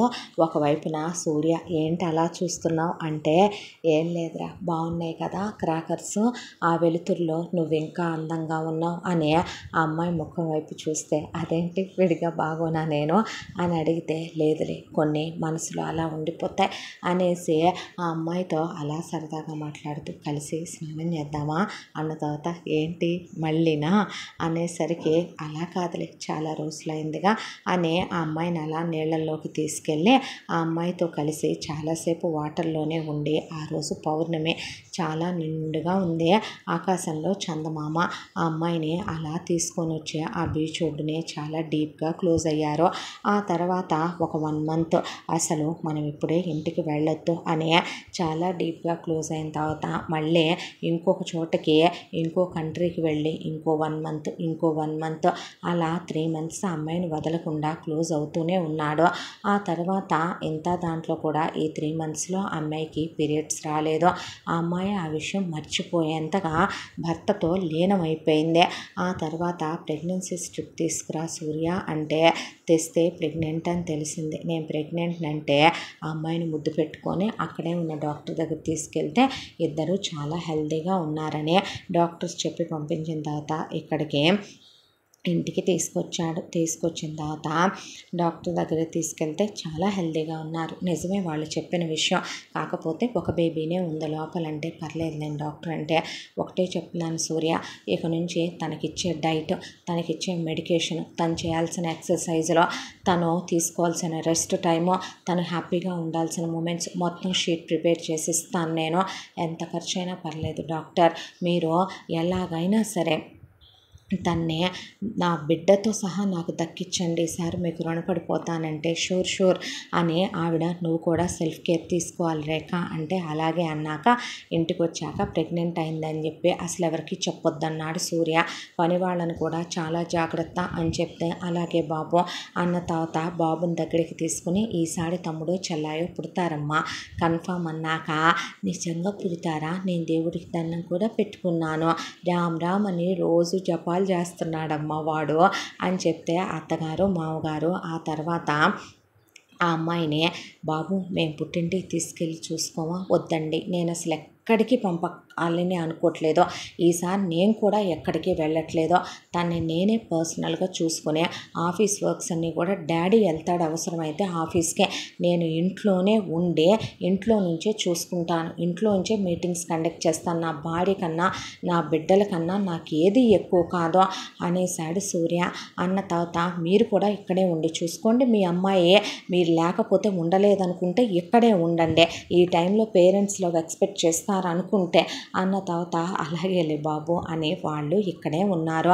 ఉన్న తర్వాత ఆ అమ్మాయికి పెట్టే ఫుడ్ ముందు తను తిన్న తర్వాత ఒక హాఫ్ అన్ అవర్ తనకి ఏం అవ్వకపోతే అప్పుడు ఆ అమ్మాయికి పెడుతున్నాడు. ఆ తర్వాత బాబు ఆ అమ్మాయితో ఎక్కువ టైం స్పెండ్ చేస్తున్నాడు. ఆ తర్వాత అత్తగారు మామగారు అమ్మ నాన్నలు ఆ అమ్మాయిని ఒక్క క్షణం వదలకుండా తనే స్నానం చేయించుకోవటం, తనే వాకింగ్కి తీసుకెళ్ళటం, అసలు ఆల్మోస్ట్ ప్రతి ఒక్కటి తనే చూసుకుంటూ ఇలా 7వ నెల కూడా వచ్చేసింది. ఆ 7వ నెల వచ్చింది అన్నప్పుడే గుండెల్లో రైళ్లు పరిగెత్తడం మొదలయ్యే అందరూ చాలా అలర్ట్గా ఉంటున్నారు. ఆ అమ్మాయి గురించే ఇక అక్కడే కూర్చుని ఉండగా బాబుతో ఆడుకుంటోంది రేఖ. సూర్య కూడా అక్కడే ఉండి ఏదో ఫోన్ వచ్చిందని మాట్లాడుతూ ఉన్నాడు. ఈలోపు ఒకవైపున ఆ మామగారు అలాగే వీళ్ళమ్మ నాన్న మాట్లాడుకుంటూ కూర్చున్నారు. అత్తగారు పూజ చేసి అమ్మ ప్రసాదం తీసుకో అని చెప్పి ప్రసాదం రేఖ చేతిలో పెట్టింది. పెట్టేసరికి అమ్మ అని బాబు వచ్చి నేను ఎలా వేసానో చూడు డ్రాయింగ్ అని ఇలా అనేపాటికి చేతిలో ప్రసాదం వెళ్ళి కింద పడింది. వాళ్ళ ఇంట్లో పప్పీస్ పెంచుకుంటున్నారు. దాంట్లో ఓ పప్పీ వెళ్ళి ఆ ప్రసాదాన్ని ఫాస్ట్గా నెయ్యి వేసి చేసేసరికి తినేసింది. తింటాం అది బ్లడ్ వామిటింగ్స్ అయ్యి పడిపోయింది. దాంతో భయం వేసిన సూర్య ఏంటమ్మా ఇదంతా, ఏం జరుగుతుంది అసలు, ఆ ప్రసాదం కుక్కపిల్ల తింది అలా పడిపోయింది, అదే తను తిని ఉంటే అంటే ఏంట్రా నువ్వు మాట్లాడేది, అదే నిన్ను అడుగుతున్నానమ్మా, నువ్వు ఏం చెయ్యాలనుకున్నావు, ఏం చేసావు నువ్వు అనేసరికి అంటే నా కోడలికి నేనే విషం పెట్టానంటున్నావా, విషం పెట్టావంటలేదో ఎందుకు చేసావేలా అంటున్నానో, పోయిన కోడలి మీద ప్రేమతోనా, ఉన్న కోడలు నచ్చక మనవడి మీద ప్రేమతోనా, కొడుకు సంతోషంగా ఉంటున్నాడని చూడలేకనా, ఒరే నేను నీ అమ్మన్రా అనేసరికి జగన్నాథ్ గారు లాగి చెంప మీద ఒక్కటేసి సులోచనని ఏం దుర్బుద్ధి ఇదే, ఏం దిగజారిపోయిన బుద్ధి ఇదే, వాడు మన మనవడైనప్పుడు అమ్మాయి కడుపులో ఉన్నవాళ్ళు మన మనవడో మనవరాలు అవరా, వాళ్ళు మన కొడుకు బిడ్డలు కాదా, ఎక్కడ నేర్చుకున్నావు ఇలాంటి పనులు, నువ్వు ఇంత చీప్గా బిహేవ్ చేస్తావని లేఖితనంగా నేను అస్సలు అనుకోలేదు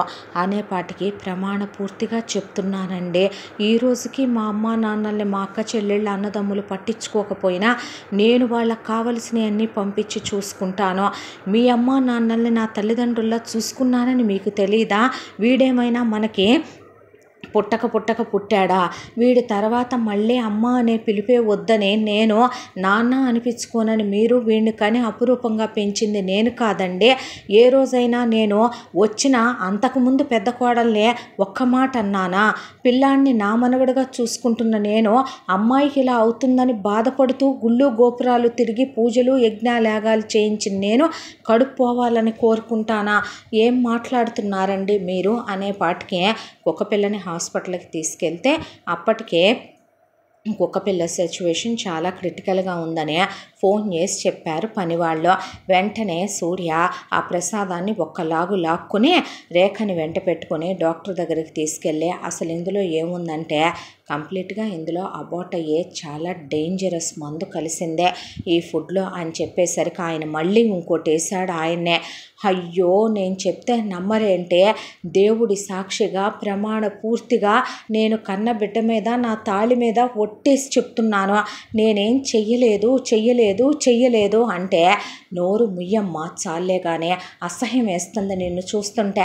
అమ్మ అనే మాటకే కళంకం తీసుకొచ్చావు నువ్వంటే ఆవిడ కోడల దగ్గరికి వచ్చి అమ్మ నువ్వు అమ్మవు కాబోతున్నావు కదూ, నా గురించి తెలుసు, వీళ్ళెవ్వరూ నన్ను నమ్మట్లేదమ్మా, నేను చెయ్యలేదే, ప్రమాణం చేసి చెప్తున్నానంటే అత్తయ్య నేను నమ్ముతున్నాను మీరు చెయ్యలేదు, నాకు నమ్మకం ఉంది. ఎందుకు అలా మాట్లాడతావు సూర్య, ఎందుకు అది మా అత్తయ్య మీద చేసుకున్నారు మామయ్య అనేపాటికి వదిన గారిదేముందిలేండి, ఇంట్లో నలుగురు తిరుగుతున్నప్పుడు అలా అనుకుంటే మేం మాత్రం లేవా, చాలే ఊరుకోండమ్మా, మీరేముందే పిల్ల తల్లిదండ్రులు బయట నుంచి వచ్చి ఉంటున్న వాళ్ళు, ఇంట్లో ఉండే ఇది కాకపోతే ఎవరు చేస్తారు అన్నిసార్లు, మీరు లేనప్పుడు కూడా ఎలా పోయింది అమ్మాయి గర్భం, నాకు ఇప్పుడు వస్తుంది, దీన్ని ఎందుకు చేసుకున్నానా అని దీని మీద అసహ్యం అనుమానం, చిచ్చి దీని జన్మ అని ఈ రోజు నుంచి ఈ క్షణం నుంచి నువ్వు నాతో మాట్లాడితే నేను ఉరిపోసుకు చస్తాననేసాడు జగన్నాథ్. ఈ రోజు నుంచి అమ్మతనం దూరం అయితే ఎలా ఉంటుందో నీకు నేను శిక్ష వేస్తున్నాను, నేను వేరే వెళ్ళిపోతానని బ్యాగులు తీసుకొని వీడిని కూడా మింగేస్తావేమో ఉంటే అని పిల్లాడిని భార్యని తీసుకుని వద్దు అత్తయ్య మామయ్యతోనే ఉందాం, వద్దు అత్తయ్య నీ సిచ్యువేషన్లో వదలకూడదనే రేఖ చెప్తున్నా, నువ్వు ఇంకేం మాట్లాడినా నేను ఊరుకోనరా, నువ్వు నా మాట వినాలి, వినకపోతే నేను ఒప్పుకోను, బాబు మీద ఒట్టే అనేపాటికి పిల్లాడు నాన్నమ్మ అనుకుంటూ ఉండగా లాక్కెళ్ళిపోయాడు అక్కడి నుంచి సూర్య. వేరే ఇల్లు తీసుకొని ఆ ఇంట్లో కాపురం పెట్టేసుకున్నాడు. కాపురం పెట్టుకున్న తర్వాత ఇక చూడటానికనే సులోచన జగన్నాథ్తో రాబోతే నువ్వు రావద్దమ్మా నా ఇంట్లోకి అని ముఖం మీద తలుపేసి మీరు రండి నాన్న అన్న తర్వాత అత్తయ్య ఎలా ఉన్నారని ఆ అమ్మాయి మాట్లాడుతుంటే నా కర్మమ్మ నా రాత నేను మొయ్యాలని రాసుందే, నీ ఆరోగ్యం జాగ్రత్త తల్లి అని ఆవిడ బాక్సులో నీకు ఇష్టమని చేసి తీసుకొచ్చానంటే ఏం కలిపి తెచ్చావు అన్నాడు. అనేసరికి ఆవిడ తిని నాకేం కాలేదు గారా, నీకెలా అవుద్ది, నువ్వు కడుపుతో లేవుగా అనేసరికి పిచ్చి పట్టిందా సూర్య నీకు, నువ్వేం మాట్లాడద్దు, వద్దమ్మా నువ్వు అది తినకు, దాని చేతి భోజనం నేను తింటం మానేశాను, మొగుడుగా నాకేం కలిపి పెట్టుద్దో, బొట్టు తాళి బరువైపోయిన ఆడదిదే, కడుపు తీపినే లెక్క చేయని ఆడదిది అనేపాటికి రే దేవుడు అనేవాడు ఒకడు ఉంటాడురా, నేను చేయలేదనే విషయం నాకు తెలుసు, నేనంత పాపిష్టిదాన్ని పాపాత్మురాల్ని కాదని కట్టుకున్నాడు కన్న కడుపు నమ్మకపోయినా ఆ దేవుడు నమ్ముతాడు. ఎక్కడైనా అత్తని కోడళ్ళు అనుమానిస్తారో నా కోడలు బంగారం రా అది నమ్ముతుంది, కానీ నువ్వు మీ నాన్న నమ్మట్లేదు, ఒక రోజుకి నేను చేయలేదనే విషయం రుజువైనప్పుడు మీ ఇద్దరు నేనేంటనేది చూస్తారు చూడండి రా అనేసి ఆవిడ అక్కడి నుంచి ఏడుస్తూ వెళ్ళిపోయింది. ఆ తర్వాత చూడటానికని అత్త మామలు వచ్చే అమ్మని క్షమించి ఉండాల్సిందే, ఏదో కావాలని చెయ్యరు కదా, ఏదో జరిగిపోయిందిలే బాబు అంటే ఏం మాట్లాడుతున్నారమ్మా, ఏం మాట్లాడుతున్నారు నాన్న, ఆయనకి అత్తయ్య చేసింది క్షమించమని చెప్తున్నారా మీరు, జరిగిందైతే జరిగింది కదమ్మా, అదే నేను అంటున్నా, బుద్ధి లేకుండా మాట్లాడుతుంది, జరిగింది కదా, అయ్యో ఎందుకు చేసిందనేది అనవసరం, చేసిందనేదే నాకు ఇంపార్టెంట్ అనేసాడు సూర్య. ఆ తర్వాత వీళ్ళింటికి రాగానే ఏమనుకోవద్దు అత్తయ్య మామయ్య, మీరు తెచ్చినవి కూడా నేను తనకి పెట్టలేను, అయ్యో పర్లేదు బాబు అని అక్కడే ఉన్న పని వాళ్ళకి ఇచ్చేసిన తర్వాత నా ముందే కూర్చొని మాట్లాడి వెళ్ళరా ప్లీజ్ అన్న తర్వాత అక్కడే కూర్చొని ఆరోగ్యం జాగ్రత్త అమ్మ, టైంకు మందులు వేసుకో, అబ్బాయి భయపడుతున్నట్టున్నాడు, నీ ఆరోగ్యం జాగ్రత్తగా చూసుకో బాబు, అమ్మాయి జాగ్రత్త అంటే ఈసారి ఏమీ జరగదులేండి, ఒకటి నేను శత్రువుల నుంచి దూరంగా తీసుకొచ్చాను, అది నా తల్లి అయినా సరే, మరొకటి ఈ ఇంట్లో అడుగడుగున నా మాట వినే పని వాళ్ళు ఉన్నారు, హైలీ సెక్యూర్డ్, ఇల్లంతా ఇక్కడ ఉన్నాయి ఇక్కడ లేవు అనకుండా మొత్తం సీసీ క్యామ్స్, బాత్రూమ్లు బెడ్రూమ్లు కూడా వదలకుండా పెట్టించా, ఆ ఇంట్లో అలాంటివి లేకే అంత ఘోరాలు జరిగినాయి, ఇక్కడ అలాంటివి ఏమీ జరగవనే పాటికే మంచిదేగా బాబు, మీరు బాగోటమేగా కావాల్సిందే అన్న తర్వాత ఈసారి అమ్మాయి డెలివరీ అయ్యిందే. లేబర్ రూమ్లో కూడా తనే ఉన్నాడు, ఆ అమ్మాయికి ధైర్యం చెప్తూ బాబు పుట్టాడు, చాలా హెల్తీగా ఉన్నాడు, ఆ అమ్మాయి కూడా చాలా హెల్తీగా ఉంది, డాక్టరు ఇక అవుట్ ఆఫ్ డేంజరు, ఏమీ కాదు తల్లి బిడ్డ క్షేమం అని పీడియాట్రిషియన్ కూడా పిలిపించి చెక్ చేయిస్తే పర్ఫెక్ట్లీ ఆల్ రైట్ అని చెప్పాక రూమ్కి షిఫ్ట్ చేశారు. అప్పుడు ఆ తర్వాత హాస్పిటల్ దగ్గరికి మనవడు పుట్టాడని తెలిసి సులోచన జగన్నాథ్ వస్తే, ఎందుకు వచ్చావు నువ్వు అంటే, నోరు ముయ్యరా చాలే కానీ పనికి మాల సన్నాసి, నిన్ను మోసింది నేను కాదా, కందనేం కాదా, పాలిచ్చి పెంచింది నేను కాదా, పనికి మాల వెదవ, చెప్పటానికి వచ్చాడు నీతులు, నువ్వు వద్దంటే నేను ఎత్తుకోను ఆ పిల్లాడిని అని ఆవిడ ఎత్తుకొని ముద్దాడితే చాలే అని 2 నిమిషాల్లో పిల్లాడిని తీసేసుకుంటే, అసలు కొందరు ఎందుకు వస్తారో వద్దన్నా కూడా అని జగన్నాథ్ మనవడిని ఎత్తుకొని కూర్చున్నాడు. ఈలోపు రాజ్యం రంగనాథ్ వచ్చి, మనవడు పుట్టాడా, 100 ఏళ్ళు చల్లగా ఉండాలి తల్లి బిడ్డలు అనేసిన తర్వాత ఇక ఇంటికే తీసుకెళ్ళిపోయాడు. పుట్టింటికి పంపించు బాబు అన్న, పంపించలేదు. ఆ తర్వాత నువ్వు పెద్దకు రాబాకమ్మా, నేను ఇవ్వను పిల్లాడినే అనేసాడు వాళ్ళ అమ్మనే. ఆ తర్వాత ఇలా రోజులు గడుస్తూ మళ్ళీ పుట్టిన పిల్లాడిని కూడా తనే కేర్ఫుల్గా జాగ్రత్తగా చూసుకుంటూ, ఆ తర్వాత మళ్ళీ కాలచక్ర ప్రవాహంలో సంవత్సరం గడిచిపోయి పిల్లాడి ఫస్ట్ పుట్టినరోజు కూడా అయిపోయా. ఎంత దాంట్లో బుర్ర పని చేయట్లేదు సులోచనకే. ఎవరు నా కోడల్ని అలా చేశారు, నేను చేయలేదు దేవుడా, నువ్వు అనేవాడివే ఉంటే న్యాయం బయట పెట్టయ్యా, నీ కాళ్ళు పట్టుకుంటాను, నీకు దండం పెడతాననే ఆవిడ మీద నేరారోపణ పడిపోయి ఇన్నాళ్ళ కాలంగా కూడా భర్త మాట్లాడించడం మానేశాడు, ఆవిడ చేతి తిండి తినటం మానేశాడు, ఆవిడ ఎదురైతే అసహించుకుంటున్నాడు, ఆవిడ నాకు మనిషిలాగే చూడలేదు. చుట్టాలు బంధువులకు అందరికీ ఆ విషయం తెలిసే ఆవిడ గురించి 10 మంది 10 రకాలుగా పని వాళ్ళ దగ్గర నుంచే వాళ్ళ స్ట్రీట్లో వాళ్ళ దాకా ఆవిడని తేడాగా చూసేవాళ్ళు. ఆవిడేదో కిల్లర్ అయినట్టు, ఆవిడకు మర్డర్ అయినట్టు అందరూ ఆవిడనే ఏదో మర్డర్ చేసే మనిషిలాగా, కిల్లర్ లాగా ఆవిడని అదోలా చూస్తుంటే తీసుకోలేక ఆవిడ బాధపడుతోంది. బాబుకి ఫస్ట్ పుట్టినరోజు కూడా అయిపోయిన తర్వాత ఒక రోజున రాజ్యం రంగనాథ్ వచ్చారు. వచ్చి, పెద్ద పండుగ వస్తోంది, సంక్రాంతి పండగ, అందరూ రండి బాబు అంటే, అయ్యో నాకు అస్సలు కుదరదత్తయ్య, ఆఫీస్లో న్యూ ప్రాజెక్టు పడిందే, నేను వేరే ఊరు వెళ్ళాలి, దాని గురించి నాకు కొంత పని ఉంది, అక్కడికి వెళ్ళి కంప్లీట్ చేసుకొని రావాలి, ఈసారికి పర్లేదులేండి ఇంట్లోనే చేసేసుకుంటాం పండగ అన్న తర్వాత, అదేం మాటయ్య అలా మాట్లాడతావో, పెద్ద పిల్లాడికి చిన్న పిల్లాడిని ఇప్పుడు దాకా అమ్మమ్మ తాతయ్య ఇంటికి పంపించలేదు నువ్వు, భోగి పళ్ళు పోయొద్దు, పిల్లలకి సెలవైతే అదేమన్నమాట చెప్పు, మేం మనవాళ్ళిద్దరినే వేరేగా చూస్తున్నామని ప్రపంచం అనుకోవాలనుకుంటున్నావా నువ్వు అన్న తర్వాత, పిల్లలకి చలవమ్మ 100 ఏళ్ళు చల్లగా భోగభాగ్యాలతో ఉండాలని భోగినాడు వాళ్ళకి భోగి పళ్ళు పోస్తాం, పిల్లల్ని తీసుకురాపోతే ఎట్లా, పెద్దాడికి జరిగిన అచ్చట ముచ్చట చిన్నాడికి జరగకుండా ఉండటానికి వీలు లేదు, మీ నాన్న ఎంతో ముచ్చటపడి పెద్దోడికి పులిగోర వేసామని చిన్నోడికి కూడా చేయించితే ఆయన నువ్వు తీసుకురానంటే ఎలాగా అనేసరికి అదోలా చూస్తూ కూర్చుంది రేఖ. ఏంట్రా వెళ్తావా, వెళ్ళాలనుందా అనేసరికి ఆ అబ్బాయి వైపు అలా చూస్తే, వెళ్ళాలనుకుంటే ఇప్పుడు వెళ్ళు పిల్లల్ని తీసుకుని, దానికి ఎందుకు అంత దిగులు అంత ఆవేదనగా మొహం పెట్టావు, నువ్వు అలా ఉంటే నేను తట్టుకోలేను అన్నాక, జాగ్రత్త మీ దగ్గరే ఉంచండి నేనే వచ్చి తీసుకొచ్చుకుంటాను అంటే, అలాగేలే బాబు అని చెప్పిన తర్వాత అన్నీ సర్ది చాలా జాగ్రత్త అని తనే తీసుకెళ్ళి దింపి అక్కడ ఒకరోజు ఉండి, అక్కడి నుంచే తను ఆఫీస్ వర్క్ మీద వేరే ఊరు వెళుతున్నాను, 2 అవర్సేలే కానీ ఫ్లైట్లో వెళ్తే, కాకపోతే నేనే ఉండాల్సి వస్తుంది ఒక 2-3 రోజులు అన్నాడు. అన్న తర్వాత వెళ్ళి ఫోన్ చేసి మాట్లాడుతూ అంతా ఓకే కదా అని, ఆ తర్వాత భోగి రోజు రానే వచ్చింది. ఆ భోగి రోజున అందరినీ పిలిచి పిల్లలకి భోగి పళ్ళు పోయటం, తాంబూలాలు ఇచ్చి పంపించడం అయిపోయింది. అలిసిపోయింది ఆ రోజున రేఖ కూడా. రెండో బాబు పేరు రుద్ర అని పెట్టుకున్నారు.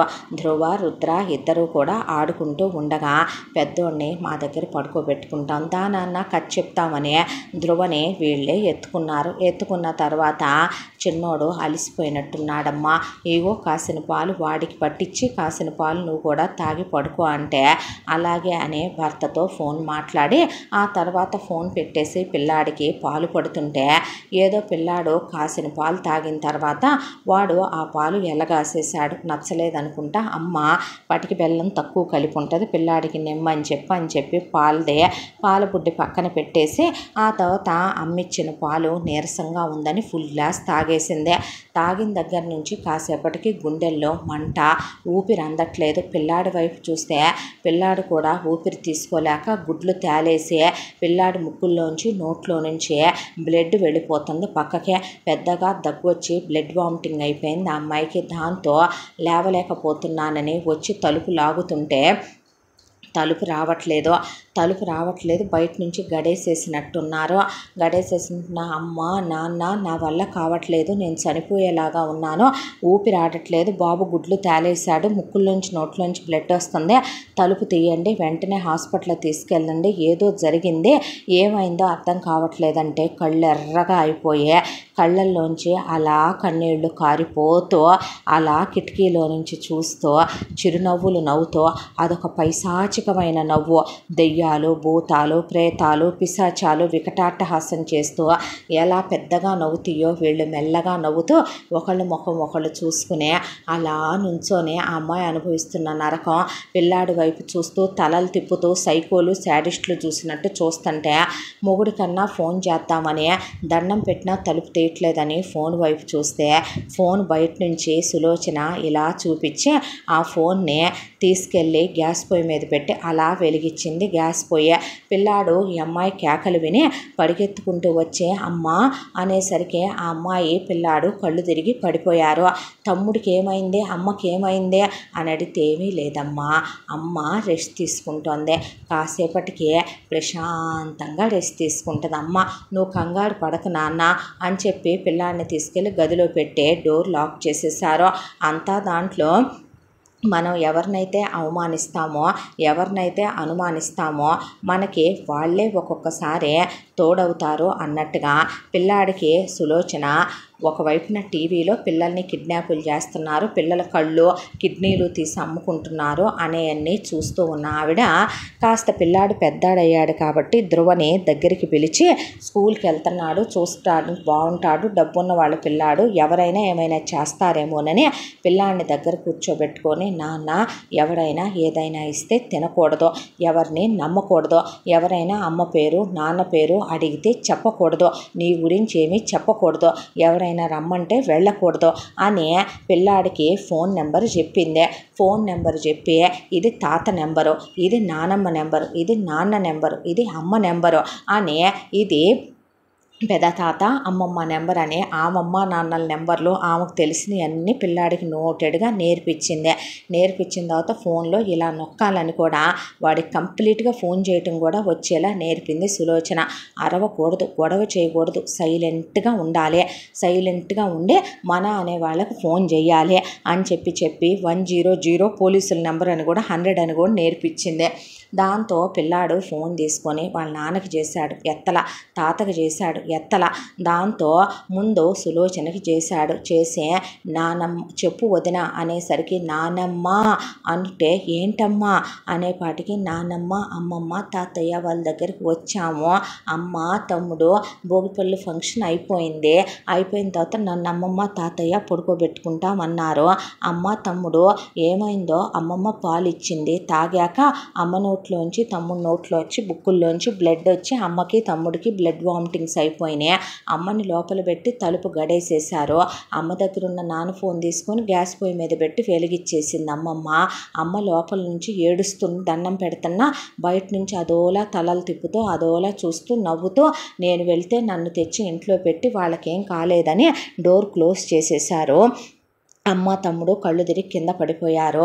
ఏంటో అమ్మమ్మ తాతయ్య తేడాగా చూస్తున్నారు, నాకు భయం వేస్తుంది, నువ్వు రావే, నాన్నకి తాతయ్యకి ఫోన్ చేస్తే ఫోన్ తీయలేదు నానమ్మ అని చెప్పేపాటికి 100 అంకులకు కూడా ఫోన్ చేసి చెప్పాను అన్నాడు పిల్లాడు. దాంతో ఆమె హుటాహుటీన గుండె ఆగిపోయి పై ప్రాణాలు పైనే పోయి ఆవిడ లేచి కారు తీయమని డ్రైవర్ని తీసుకొని బయలుదేరుతూ ఆవిడ ఒకవైపున ఫోన్ చేస్తుంటే మొగుడు తీడే కొడుకు తీడే కొట్టిన తర్వాత ఆయన ఫోన్ ఎత్తే నాకు ఫోన్ చేయొద్దని నీకు ఎన్నిసార్లు చెప్పానో, కొడితే దవడ పగిలిపోద్ది, చెప్పేది వినలేపోయావంటే, నువ్వు నీ వెదవ్వాగుడు, ముందు చెప్పేది సరిగ్గా విను అనేపాటికి ఏమైందే ఏంటా వాగుడు, మర్యాద లేకుండా నోరుమోయ్, నువ్వు నీ బుద్ధి తక్కువ వాగుడు, పిల్లాడు ఇలా ఫోన్ చేశాడు, ఇలా జరిగిందంటే అమ్మాయికి ఇలా అయిందంటే అదేంటి అనేసరికి ఏందో మరి అది వాడు నుంచొని చూస్తున్నారంట అని, ముందు నువ్వు బయలుదేరి సావు, ఎక్కడున్నావంటే ఆఫీస్ దగ్గర ఉన్నాను వస్తున్నానే, అబ్బాయి లేడుగా అనేపాటికి ఆ ఎదవా ఫోన్ ఎత్తట్లేదంట దరిద్రుడని ఆవిడ ఫోన్ ఎత్తుతుంటే ఆవిడ నెంబర్ చూసి కొడుకు ఫోన్ ఎత్తట్లా.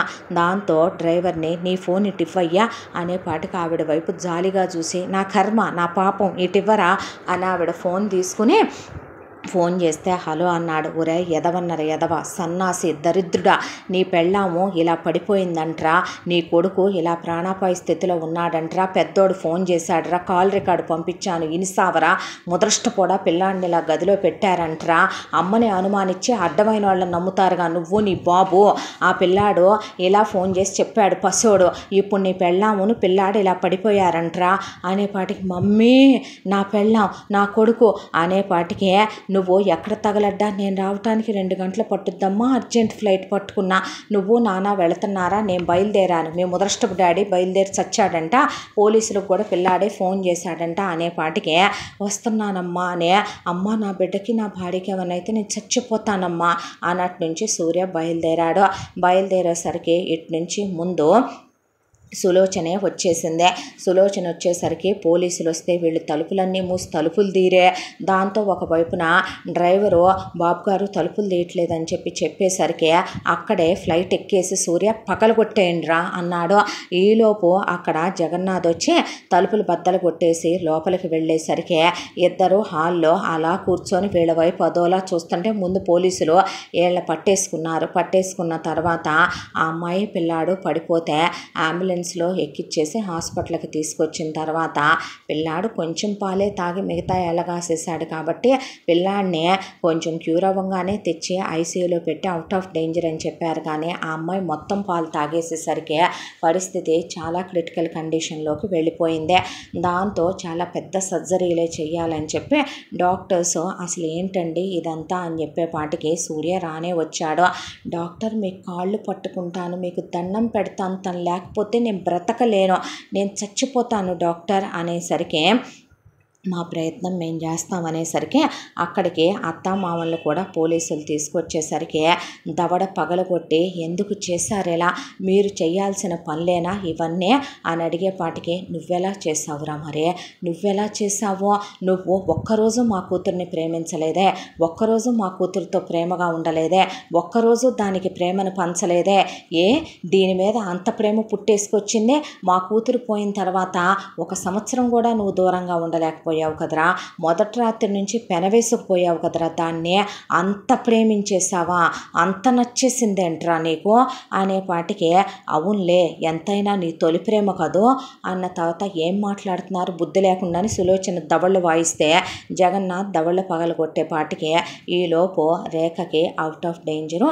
వచ్చి చూడొచ్చు అని చెప్పిన తర్వాత వీళ్ళే ఇలా చేశారని తెలిసే కన్న తల్లిదండ్రులు అయ్యుండి పెద్ద కూతురును ఒకలా చిన్న కూతురులో ఒకలా చూడటం ఏంటమ్మా, అసలు ఏం జరిగింది, ఎందుకు ఇలా చేశారు, నేను మీకు ఏం అన్యాయం చేశానమ్మా, నేను నీ కన్నబిడ్డను కాదా, కడుపారా మోసి నన్ను కనలేదా, నాన్న నన్ను పెంచలేదా, ఎవడికి పుట్టావే నువ్వు, ఎవడి కూతురువే నువ్వు, ఎవడి కన్నాడే నిన్ను, నా కూతురువా, నేను మోసానా, సచ్చినా బతికినా నా బిడ్డ నన్ను అన్యాయం చేసి పోయిందే, నా కడుపులో చిచ్చుపెట్టి పోయిందే, దానికి అందని సుఖాలు నీకెలా అందనిస్తామే అనేపాటికి ఏం మాట్లాడుతున్నారు మీరు అనేసరికి అవును రంగనాథు చంద్రకాంత్ అన్నదమ్ములు.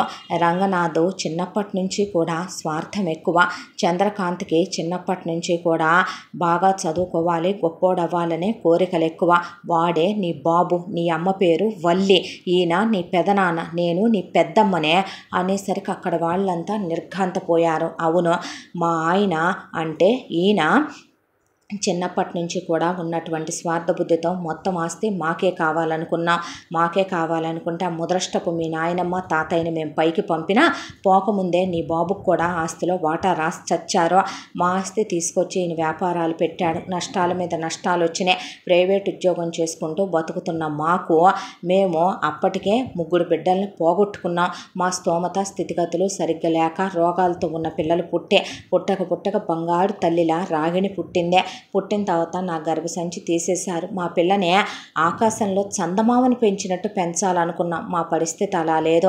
ఈలోపు నీ బాబు మీ అమ్మని ప్రేమించాడు, పెళ్లి చేసుకున్నాడు, ఇద్దరి ఐడియాలజీతో వ్యాపారం పెట్టారు, మీ నాన్న పెట్టిన వల్లి ఇండస్ట్రీసు నీ అమ్మ పేరు మీదేనే పెట్టిందే, దేవత పేరని సుబ్రహ్మణ్యేశ్వర స్వామి భార్య పేరని మేమే నమ్మిచ్చి చెప్పాము నీకు.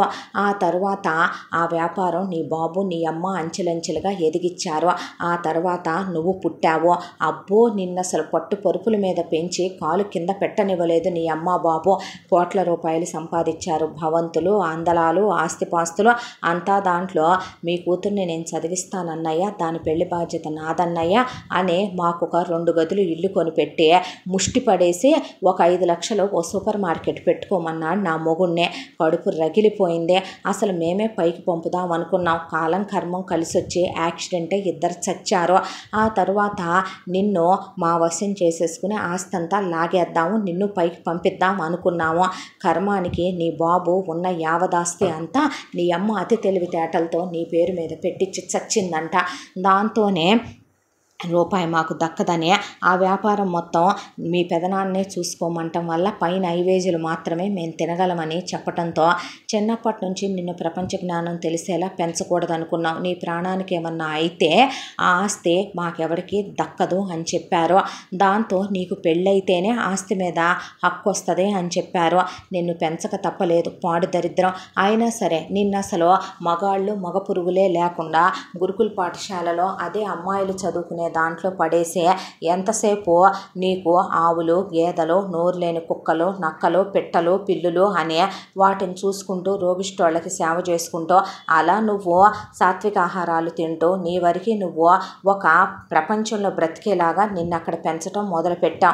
మా కూతుర్ని లగ్జరీల్లో పెంచి పెద్ద చేసుకున్నాం. ఆ తర్వాత దరిద్రపు మొహం వేసుకొని ముదృష్టపు మొహం వేసుకొని నువ్వు కొంపకొచ్చావు, చదువు అయిపోయిందని చెప్పి ఎవడో ఒక పిచ్చోడ్నో అనామకుడినో తెచ్చి నీ మెళ్ళో తాళి కట్టిచ్చేస్తే ఆస్తంతా నీతో సంతకం పెట్టించేసుకుంటే మాదవుద్ది, నిన్ను నువ్వు చేసుకున్నోడిని పైకి పంపిస్తే పీడ విరగడైపోద్ది అనుకుంటూ ఉండగా వీడు దాపరిచ్చాడు. దరిద్రం దాపరిచ్చినట్టు, శని దాపరిచ్చినట్టు, ముదృష్టం దాపరిచ్చినట్టు కొంపకే అనేసరికి నా కొడుకుని అన్ని మాటలు అంటున్నావంటే అంటారు నాన్న, ఎందుకనరు మరి అంటే ఏరా అనేసరికి ఏ రేఖ అలా చూస్తున్నావేంట్రా, నువ్వు కూడా అనుకున్నావు కదో పెళ్ళయిన తర్వాత బావ అక్క పోగానే నాతో ఎలా క్లోజ్ అయ్యాడో, అంత డీప్గా ఇంటిమేటెడ్గా ఎలా ఉన్నాడో, బావ అంతమంది అబోషన్లు అవుతున్నా సరే పిల్లలు కావాలని ఎందుకు పట్టు కూర్చున్నాడో అనే.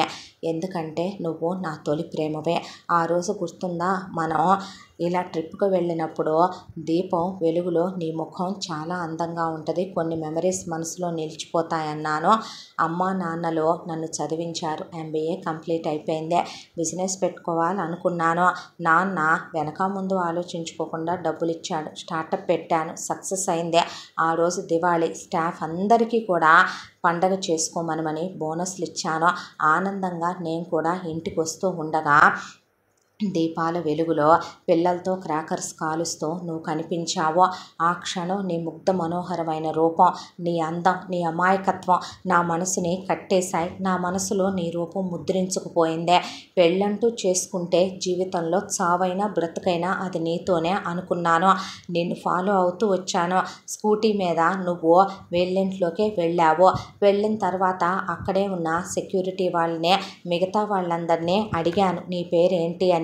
రేఖ అని చెప్పారు. పిల్లల్ని అడిగాను, రేఖ అక్క చాలా మంచిది, మమ్మల్ని చదివిస్తుంది, మా కోసం అయ్యి తెస్తుంది, అమ్మాయి గారు చాలా మంచోళ్ళు బాబు అని.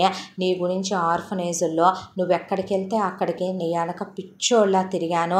నీకు తెలియకుండానే నీ ఇష్టాలన్నీ తెలుసుకున్నాను. కట్టలు నీ ఫోటోలు తీసుకున్నాను. నీ కోసమని నీ డ్రెస్సుల సైజులు, ఇన్నర్ సైజులు కూడా తెలుసుకుని నీ కోసం వార్డ్రోబులే నింపేసుకున్నాను. అన్నీ కొనుక్కొని రెడీగా పెట్టుకున్నాను. నేను నా గుండెల మీద నీ పేరే చెక్కించుకున్నాను రా. నా గుండెల మీద ఉన్న ఆర్ అనే పేరు రాగిణి కాదు, రేఖ సూర్య. అందుకే RS అని వేయించుకున్నాను హార్ట్ షేప్లో. దాని పేరు వేయించుకున్నాను అనుకున్నావు కదూ నా గుండెల మీద పడుకున్నప్పుడు. కాదు బంగారం, నువ్వే ఉన్నావు నా గుండెల్లో. ఆ తర్వాత నేను నీకు ఐ లవ్ యూ చెప్పాలనుకున్నాను, ప్రపోజ్ చేయాలనుకున్నాను. కానీ అదంతా నేను చెప్పేలోపు, అదంతా నీకు చెప్దాం అనుకునే లోపు అమ్మా నాన్నలు ఒకరోజు నేను హ్యాపీగా ఉండటం చూసి ఏమైందని అడిగితే, ఇలా నిన్ను చూశాను, నువ్వు నాకు చాలా నచ్చావంటే నువ్వు ప్రేమించటం, ఆ అమ్మాయికి ప్రేమ చెప్పటం ఇవన్నీ అయ్యే పనులేలే. కానీ ఇప్పటికే 25 ఏళ్ళు వచ్చినాయి, సిగ్గుండాలి వెధవా ఇంకా చెప్పకుండా ఉంటానికని అమ్మ మేమే వెళ్ళి పెద్దరికంగా మాట్లాడతాములే, అంత సాంప్రదాయంగా ఉండే పిల్లని మేమెందుకు వదులుకుంటామని చెప్పి అమ్మా నాన్నలకి నేను చీకట్లో తీశాను కదా ఫోటో, నువ్వు బాలేదంటారేమోనని నీ ఫోటో నేను ఇవ్వలేదు, పేరు చెప్పాను రేఖ అని, ఫలానా ఇంట్లో ఉంటావని. దాంతో అమ్మా నాన్న కలిసి వచ్చి మా అబ్బాయి ఇలా వ్యాపారం పెట్టాడు, ఒక్కగానొక్క కొడుకు, మా కులం ఇది, మాకెంత ఉంది, మా సొంతూరు ఇది, ఇక్కడికి వచ్చి ఉంటున్నామని మొత్తం చెప్పి సంబంధం మాట్లాడితే నీకు బదులుగా ఈ క్రిమినల్స్ ఇద్దరూ కలిసి రాగిణిని తీసుకొచ్చి అమ్మా నాన్నలకి చూపించారు. వాళ్ళు పిల్ల చూడటానికి బాగుంది, అంతే కదా, రాజు మెచ్చిందే రంభ, కొడుకు మెచ్చిందే కోడలు అనే దాంతో వీళ్ళు అక్కడికక్కడే సంబంధం ఖాయం చేసుకొని అక్కడికక్కడే నిశ్చయితాంబూలాలు మార్చేసుకుందామని వీళ్ళు బ్లఫ్ చేయటంతో నమ్మి నిశ్చయితాంబూలాలు కూడా మార్చుకొని వచ్చారు. అదేంటమ్మా నేను తను చూడకుండా మాట్లాడకుండా అంటే, ఫోన్లో మాట్లాడుకోయ్యా, వాళ్ళకి సాంప్రదాయం ఉంది, నువ్వు నచ్చావు కాదనలేదు, ఇంకొకళ్ళైతే లోతుల్లోకి వెళ్ళరేమిట్రా అనేసరికి, అయినా అంత లోతులు మనకే ఉన్నాయమ్మా వాళ్ళు వెళ్ళటానికి అని నవ్వేశాను నేను. ఆ తర్వాత నేను ఫోన్ చేశాను. ఫోన్ చేసినప్పుడు చచ్చిన నీ అక్క, దాన్ని తిట్టాలంటే తెలుగు భాషలో బూతులు కూడా సిగ్గుపడిపోతాయి. సిగ్గు విడిచి చెల్లెల్ని ప్రేమిస్తున్నానని తెలిసి, చెల్లెల కోసం వచ్చానని తెలిసి, మంచి సంబంధం అని నా ఫోటో చూసే నా మీద అది మోజుపడి నేను కావాలని అడిగితే వీళ్ళు నిశ్చయితాంబూలాలు కూడా మార్పిచ్చేసుకుని అది ఫోన్లో వీడియో కాల్ మాట్లాడతాను అంటే నేనున్న దగ్గర సిగ్నల్స్ లేవని, నేను అవుట్ ఫోకస్లో ఉన్నానని, అమ్మమ్మ వాళ్ళ ఊరు వచ్చానని, స్వీట్గా తన పేరు రేఖేనని, నేను రేఖ రేఖ అంటుంటే నీలాగే అది నన్ను మోసం చేసి ఫోన్లో మాట్లాడిందే. నువ్వనే దాని ఒకదాని ఉన్నావని కూడా అమ్మా నాన్నలకు కానీ మాకు కానీ తెలీదు. ఆ తర్వాత జాతకంలో దోషాలున్నాయి, వెంటనే పెళ్లి జరిపించేయాలని వారం తిరగకుండా పెళ్లి ముహూర్తాలు పెట్టారు. గుర్తుందా మా పెళ్లిలో నువ్వు లేవు అనేసరికి ఆ అమ్మాయికి గుర్తొచ్చిందే.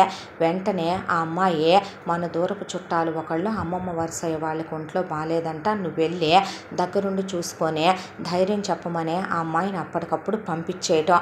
గుర్తొచ్చిన తర్వాత ఆ అమ్మాయికి తల తిరిగిపోయిందే. మా పెళ్లిలో నువ్వు కనిపించలేదు, పెళ్లి కూతురివి కదా లోపలున్నావేమోలే అనుకున్నాను.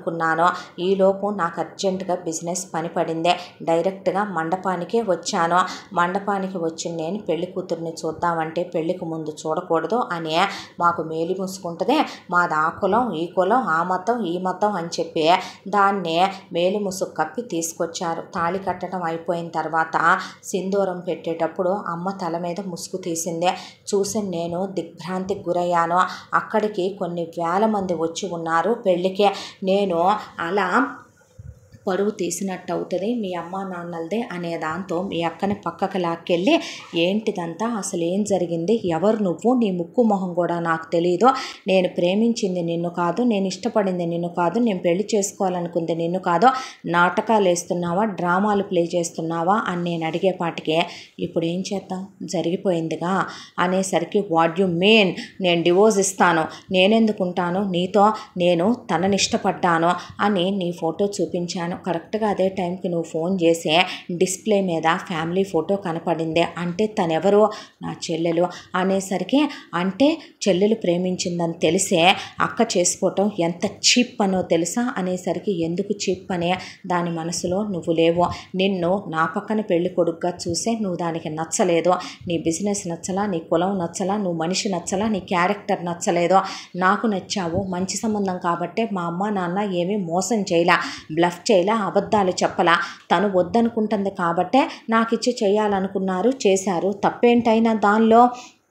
పైగా నా చెల్లెలు ఒక అబ్బాయిని గాఢంగా ప్రేమిస్తుంది, ఇంటర్మీడియట్ నుంచి అతనితో రిలేషన్షిప్లో ఉంది. వాళ్ళు ఫిజికల్గా కూడా క్లోజ్ అయ్యారు. నేనే అమ్మా నాన్నలకి ఆ విషయం ఇప్పటిదాకా చెప్పలేదు. తెలిస్తే వాళ్ళు భరించలేరు, తట్టుకోలేరనే.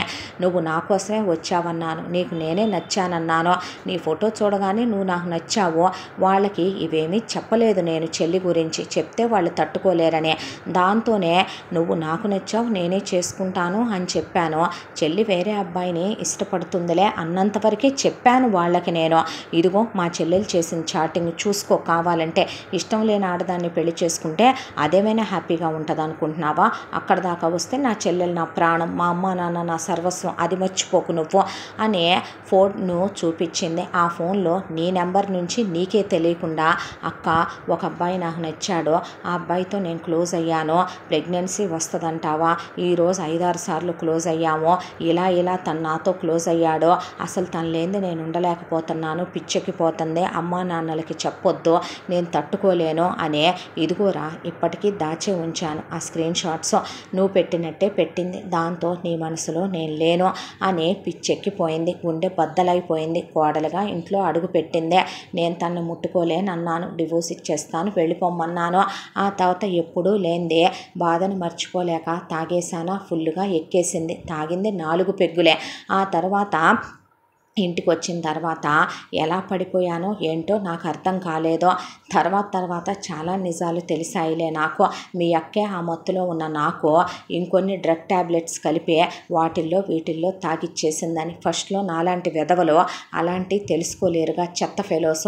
ఫిజికల్గా నాతో క్లోజ్ అయిందే. క్లోజ్ అయిన తర్వాత ఒకసారైనా 100 సార్లైనా అయినట్టే నువ్వే భారీగా నన్ను దగ్గరికి తీసుకుంటే నేను కాదనలేకపోయాను. తాళి కట్టిన తర్వాత నేను నీ పెళ్ళాన్ని కాదా అనేసిందే. ఆ తర్వాత నాకు తెలియకుండానే చాలాసార్లు నేను మత్తులోకి వెళ్ళటం, మీ అక్క కలిశానని చెప్పటం, మత్తులోకి వెళ్ళటం, కలిశానని చెప్పటం. ఆ తర్వాత ప్రెగ్నెంట్ అయ్యాను అని చెప్పిందే. ప్రెగ్నెంట్ అయ్యానని చెప్పిన తర్వాత ఇప్పుడు నేను నీ లైఫ్లో నుంచి వెళ్ళను, పిల్లాడో పుడతారో, ఇప్పుడు నేను ఎలా వెళ్తాననుకుంటున్నావు నీ లైఫ్లో నుంచి అని చెప్పిందే. ఆ తర్వాత నుంచి ఎప్పుడైతే ప్రెగ్నెంట్ అయిందో మీ అక్కకు ఆ కడుపులో ఉన్న బిడ్డ మీద ఎలాంటి ఇష్టం లేదో, అందుకే వాడు నా ప్రేమని, వాడు నా రూపం అని, వాడు నా రక్తం అని, వాడు నా ప్రేమని, వీడు మనిద్దరి ప్రేమని, వీడు మనిద్దరి ప్రేమకి గుర్తని, అందుకేరా అన్నిసార్లు చెప్పేది నేను అనేసరికి ఆ తర్వాత దానిలో నుంచి ఒరిజినాలిటీలు బయటికి రావటం మొదలైనాయి. ఆ ఒరిజినాలిటీలు ఎక్కడి నుంచి రావటం బయటికి మొదలుపెట్టిందంటే నన్ను టార్చర్ చేయటం, ప్రతి విషయంలో నీతో కంపెల్ చేయటం. దాంతో అయితే ఇలాగే ఉండేవాడివా, అది కడుపుతో ఉంటే ఎలా ఉండేవాడివే, దాంతో అయితే ఇలాగే సుఖపడేవాడివా, దాంతో ఇలాగే ఫిజికల్ అయ్యేవాడివా, ఎవరికీ తెలియకుండా 4 గోడల మధ్య నన్ను నరకం చూపించిందే. అమ్మా నాన్నల్ని విదిలించి విసుక్కొని అసహించుకుంటే వాళ్ళు మూడ్ స్వింగ్స్, ప్రెగ్నెన్సీ స్వింగ్స్ అనుకునేవాళ్ళు వాళ్ళు. కానీ తర్వాత దాంతో చిత్రవద అనుభవించిన నాకే తెలుసు. అది మాట్లాడిన మాటలు, అది పెట్టిన టార్చర్లో నేను అలా వెళుతుంటే రోడ్డు మీద వెళ్ళే వాళ్ళల్లో, పని వాళ్ళల్లో, అందరిలో నీకు అదే కనపడుద్దా ఏంటి? దాన్ని తలుచుకుంటేనే నాతో కాపురం చేసావా ఏంటి? నీకు డివోర్స్ ఇవ్వకుండా పడుండాలి కాబట్టి ఈ దరిద్రాన్ని మొయ్యాల్సి వస్తుంది. వెధవ దరిద్రం, అడ్డమైన డ్రగ్స్ కలిపి నీతో క్లోజ్ అవ్వాల్సి వస్తుంది. ఆ టైంలో కూడా ఎంత చీప్ ఫెలోరా నువ్వు. నేను క్లోజ్ అవుతున్నా, Rekha I love you, Rekha I love you అంటూనే ఉన్నావు చెత్త వెధవ అని ఎలాంటి మాటలు పడితే అలాంటి మాటలు, నరకం, చిత్రవద. ఒకవైపున కడుపుతో ఉంది, కడుపులో ఉన్న బిడ్డ నాది. దాంతో ఒక క్షణం నేను నమ్మలేకపోయానురా. అబ్బాయిలతో ఓవర్ క్లోజ్గా ఉండటం, ఫోనుల్లో మాట్లాడటం, అసలు దీని చరిత్ర ఏంటా అని తెలుసుకోవటానికి వెళ్తే పెళ్ళికి ముందే చాలామందితో ఇంటిమేట్ అయిందని, క్లోజ్ అయిందని, చెడు తిరుగుళ్ళు తిరిగిందని, గాలి సావాసాలు చేస్తుందని, తిరుగుబోతని అన్నీ తెలిసినాయి. నాకు భయం వేసి నాకు తెలిసిన వాళ్ళతో DNA కూడా చేయించితే ఆ కడుపులో ఉన్న బేబీ నాదేనని తెలియటంతోనే బాబు మీద ప్రేమను పెంచుకున్నాను. అసహ్యం వేసిపోయింది. దీనికి ఎంత దాంట్లో వీళ్ళు సీమంతం ఏర్పాట్లు చేయటం, కూతురు మీద తెగ కారిపోయేది వీళ్ళకి, అమ్మా బాబులకే. దాంతో దాని సీమంతం రోజు నువ్వు వచ్చావు, నిన్నేమడిగానో గుర్తుందా ఆ రోజు అనేపాటికి ఆ అమ్మాయే గుర్తు తెచ్చుకుంది ఆ రోజు సంఘటన. నువ్వు నీ బాయ్ ఫ్రెండ్ ఎలా ఉన్నారో, హ్యాపీగానే ఉన్నారా, ఎప్పుడు పెళ్లి చేసుకుంటున్నారా అని అడిగేసరికి ఏం మాట్లాడుతున్నావు బావా, జోక్ చేస్తున్నావా ఏంటి అనేసరికి జోక్ ఏంటి అన్నాడు తను. అనేసరికి నాకు బాయ్ ఫ్రెండ్ ఉండటం ఏంటి బావా, నేనెవరికి నచ్చనగా ఈ జనరేషన్లో ఉండే చాలామంది అబ్బాయిలకి నేను పూర్ పీపుల్కి హెల్ప్ చేస్తానని, దిక్కులేని వాళ్ళని ఆదుకుంటాను చూసుకుంటానని నువ్వు ఒక ఫిలాంథ్రఫిస్టు మరి అది ఇది అని చెప్పి నేనెవరికి నచ్చను కదా బావా. నాకు నచ్చని చెత్త వెధవలతో నేను ఏ రిలేషన్షిప్లో పెట్టుకోవాలని అనుకోను. నా వాడికి నాకు జెన్యూన్ హానెస్ట్ పర్సన్ కావాలి. నా మనసుని అర్థం చేసుకునే అబ్బాయి కావాలి. ప్రేమ ముఖ్యం బావా, డబ్బు కాదు కదా. నేను ఇప్పటి వరకు ఎవరిని ప్రేమించలేదు. నా జీవితంలో ఎవరూ లేరు, ఇక మీదట వస్తారనే నమ్మకం కూడా లేదులే బావా అనేసి నువ్వు అక్కడి నుంచి నవ్వుతూ వెళ్ళిపోయావు. నా గుండె ఆ క్షణం 1000 ఒక్కలుగా ముక్కలుగా పగిలిపోయిందే. వెళ్ళి నిలదీసి అడిగాను, ఏంట్రా అయితే ఇప్పుడు? అవును, అబద్ధాలే చెప్పాను. ఏంటైతే? నిన్ను చూడంగానే పిచ్చెక్కిపోయేలా ఉంది నీ అందం. నీ అమ్మ బాబులు బకరాగాళ్ళు, నీకు డబ్బు ఉంది, క్యాస్ట్ ఉంది, చూడటానికి అందంగా ఉన్నావు. దాంతోనే ప్లాన్ గీసుకున్నాను, అమలు చేశాను. ఇప్పుడు ఏంట్రా? ఇప్పుడు నీకు నాకు పెళ్ళయిందని ప్రపంచం అంతా తెలుసు, పిల్లాడు కూడా పుట్టబోతున్నాడు. ఏం చేస్తావురా నువ్వు నన్ను? అన్నీ మూసుకొని కూర్చో ఒక దగ్గర అనేసింది. తర్వాత నరకంలోకి వెళ్ళిపోయినట్టు అయిపోయింది నా పరిస్థితి. డెలివరీ అయింది, పాప పుట్టాడు. వాడికి ఒక్కరోజు పాలివ్వలా, మదర్హుడ్ ఇవ్వలా, పట్టించుకోలా. ఒకవైపున అమ్మ చూసుకోవటం, నేను బాబుని ఎలా అంత ప్రాక్టీస్గా పాలు పట్టి డైపర్లు మార్చి స్నానం చేయించాను అనుకుంటున్నావు? వాడు పుట్టినప్పటి నుంచి నాకు అలవాటు అయిపోయింది. ఆఫీస్కి వెళ్తూ తీసుకెళ్ళటం, వాడిని అస్సలు పట్టించుకునేది కాదు. వాళ్ళు లేనిది ఉండలేనంత బంధం ఏర్పడిపోయింది. విచ్చలవిడితనంగా గాలికి తిరగటం మొదలుపెట్టింది. అడ్డమైన మగాళ్ళని ఇళ్ళకి తెచ్చుకునేది. నేను వేరే బెడ్రూమ్లో బాబుని పెట్టి పడుకునేవాడినే. అమ్మా నాన్నలో ఏంట్రా ఇది అంటే, వాళ్ళు నా ఫ్రెండ్స్. ఏంటి వాళ్ళతో నేనేదో పెట్టుకున్నానని చెప్దామనుకుంటున్నావా అని అమ్మ ఈ రోజుకి మాట్లాడకుండా నుంచుంది. నాన్న అన్నీ తెలిసి ఏం మాట్లాడలేకపోయారో. ఆ తర్వాత ఒక రోజున అదే బడితెగిచ్చిపోయిన ఆడవాళ్ళని ఎవరం పట్టుకోగలుగుతాంరా? దాని టైం ఆ రోజుకి అయిపోయిందేమో. పబ్బుకు వెళ్ళి తప్ప తాగిందే. దానికి లేని చెడు అలవాట్లంటూ లేవో. వచ్చేటప్పుడు దాని కాలం ముగిసిపోయి ఇంకా నేను నరకం పడితే నేను పోతాను అనుకున్నాడో ఏమో. దేవుడు దాన్ని పైకి తీసుకెళ్ళాడు. ఆ తర్వాత ఒక్క కన్నీటి బొట్టు కూడా నా కంట్లోంచి అందుకే రాలేదో. అలాంటి వాటికి బ్రతికే అర్హత లేదురా. లీగల్గా పోలీసులు కోర్టులు ఉండటం వల్ల అలాంటి వాటిని నరికేయలేమంతే. కాబట్టి దేవుడు తీసుకెళ్ళిపోయి నన్ను నరకం నుంచి బయటికి పంపించాడు. నా బిడ్డను నేను పెంచుకోగలను అనుకున్నాను. ఆ తర్వాత వీళ్ళు నిన్నిచ్చి పెళ్లి చేస్తామన్నప్పుడు కూడా నా ప్రేమ నాకు దేవుడు తిరిగిస్తున్నప్పుడు నేనెందుకు కాదనుకోవాలి? బాబును అమ్మలా చూస్తావనే నమ్మకం నీ మీద నాకుందే. అందుకే పెళ్లి చేసుకున్నాను. ఆ తర్వాత నిన్నెందుకు దూరంగా పెట్టాలిరా? నువ్వు నా ప్రేమ. నేను ఎప్పుడు శారీరకంగా దాంతో నేను స్పృహలో ఉండంగా కలిశాను చెప్పు? ఒక్కసారి కూడా దాంతో నేను ఇంటిమేట్ అయినట్టు నాకు గుర్తు లేదు. నాకు నీతో తొలి స్పర్శ నేను స్పృహలో ఉండి కలిసినట్టు అనిపించింది. అందుకే నీతో అంత క్లోజ్గా ఉన్నాను. మనిద్దరి ప్రేమకు గుర్తుగా ఒక్క బేబీ ఉండాలనుకున్నాను. నీకు ఎలా ఇన్ని అబార్షన్లు అయినాయో దాని వెనక వీళ్ళ హస్తమే ఉందనే నాకు అస్సలు తెలియదు. నేను తెలుసుకోలేకపోయాను. మీ ఇద్దరు వీళ్ళ కూతుళ్ళే అనుకున్నాను. ఇప్పుడు వీళ్ళు చెప్పేంత వరకు నాకు ఏ నిజం తెలియదురా. జరిగిందైతే ఇది అని చెప్పుకొచ్చాడు ఒకవైపున సూర్య. అప్పుడు అనుమానం రావటం మొదలయ్యి అప్పుడు జగన్నాథ్కి సులోచనకి లైట్ వెలిగిందే. ఆ అమ్మాయి వాకింగ్ చేస్తుండగా కాలు జారి పట్టడం, వెనక నుంచి తోసేయటమేనని ఆ అమ్మాయికి వీళ్ళే చాలాసార్లు అవి ఇవి అని ఇంటికి తీసుకొచ్చినప్పుడు వంటగదుల్లో తచ్చాడుతో రాజ్యం కలిపిన మందుల వల్లే అబార్షన్లు అయినాయని, ఆ తర్వాత అడ్డమైన మందులు ఆ అమ్మాయికి వేసుకునే ట్యాబ్లెట్లలో సిరప్పుల్లో కలిపేసి ఆ అమ్మాయికి ఇలా జరిగిందని క్లారిటీగా అర్థమయ్యి పోలీసులు అదుపులోకి తీసుకెళ్ళి అన్ని భ్రూణహత్యలకి వీళ్ళే కారకులు కాబట్టి లోపల పడేశారు. తీసుకెళ్ళే లైఫ్లో బయటికి రానివ్వకుండా పిల్లాన్ని ఆ అమ్మాయిని చంపేయాలనుకున్నందుకు, అన్ని అబార్షన్లు అవటానికి కారకులైనందుకు వీళ్ళకి లైఫ్ టైం జైలు శిక్ష పడింది. ఆ తర్వాత ఆస్తంతా కూడా రేఖదేనని సూర్య సగౌరవంగా పోయిన వాళ్ళ అమ్మ నాన్న ఫోటోలు వెతికించి బయటికి తీయించి పెద్ద పెద్ద ఫోటోలు కట్టించి వల్లీ ఇండస్ట్రీస్ అనేది రేఖ వాళ్ళ అమ్మ పేరని ఆ అమ్మాయి వారసురాలని ప్రపంచానికి పరిచయం చేస్తూ 2 వ్యాపారాలు కలిపి ఆ అమ్మాయి క్లబ్ చేసేసుకోమంది సూర్యనే. 2 వ్యాపారాలు సూర్య చూసుకుంటూ ఆ తర్వాత రేఖ ఇద్దరు పిల్లల్ని తీసుకుని ఇప్పుడైనా అత్తయ్య మామయ్యతో ఉందాం వెళదామా అని అన్నాక వచ్చాడు. వచ్చిన తర్వాత సులోచన హారతిచ్చి నువ్వు పిల్లలు రెండమ్మ ఏంటమ్మా అంటే మమ్మీ అనేసరికి చెంపలు వాయించి ఓ 10-15 దెబ్బలు కొట్టింది. ఆ అమ్మాయి ఆపాలనుకున్న సూర్య ఆవిడ మీద వేసిన నిందలో తప్పనిపించి తల్లికి కొడుకుని కొట్టే అర్హత ఉందని ఆగిపోయింది. ఐఎమ్ సారీ మమ్మీ అని కాళ్ళు పట్టుకుంటే వదలరా పాపిష్టి వెధవ, ఏరా అమ్మ పెళ్ళానికి విషం పెట్టేలాంటిదనా నువ్వు అమ్మను అర్థం చేసుకుందే, అదే నీ పెళ్ళాన్ని అనుమానించబాకరా గుండె పగిలి చచ్చిపోద్దంటే లేదులే మమ్మీ అదంటే నాకు నమ్మకమే, అమ్మంటే లేదేమిట్రా నమ్మకం అనే ఆవిడ వెక్కిళ్ళు పెట్టి ఏడుస్తూ ఉండగా జగన్నాథ్ పిల్లాన్ని కొడతావేంటే వాడు నా కొడుకే అనేపాటికి చెయ్యెత్తితే పనోళ్ళందరూ చూస్తుంటే ఆయ్ అన్నాడు ఆయన. అనేపాటికి కొడతాననుకున్నావు కదూ, పరువు బొద్దు అనుకున్నావు కదూ, నాకు పుట్టిల్లు లేదనుకుంటున్నావా, అమ్మా నాన్నలు లేరనుకుంటున్నావా, నువ్వు కట్టిన తాళి వద్దు నువ్వు వద్దని ఆవిడ తాళి పట్టుకునేపాటికి పిచ్చి పట్టిందా అని ఆయన గట్టిగా కౌగిలించుకొని సారీనే తప్పుగా అనుకున్నానే అనేసరికి నన్ను మాట్లాడించవా, నా చేతి భోజనం తినవా, నీకు ఇప్పుడు అనుమానం వచ్చిందా నా మీద, ఎందుకు పెళ్లి చేసుకున్నానని అసహ్యం వేస్తుందా నా మీద, ఏరా ఏం మొగుడ్రా ఏం కొడుకురా, జీవితంలో మాట్లాడబాకండ్రా, పరా ఇంటి బిడ్డైనా నా కోడలు నమ్మింది నన్ను, వాడికి నేర్పింది నేను ఫోన్ నెంబర్లో, వాడికి నేర్పింది నేను పోలీసు వాళ్ళ నెంబరు, ఏమ్మా అనేపాటికి నాన్నమ్మ అని ధృవ కౌగిలించేసుకుంటే రుద్రని ఒళ్ళో పడుకోబెట్టింది రేఖ.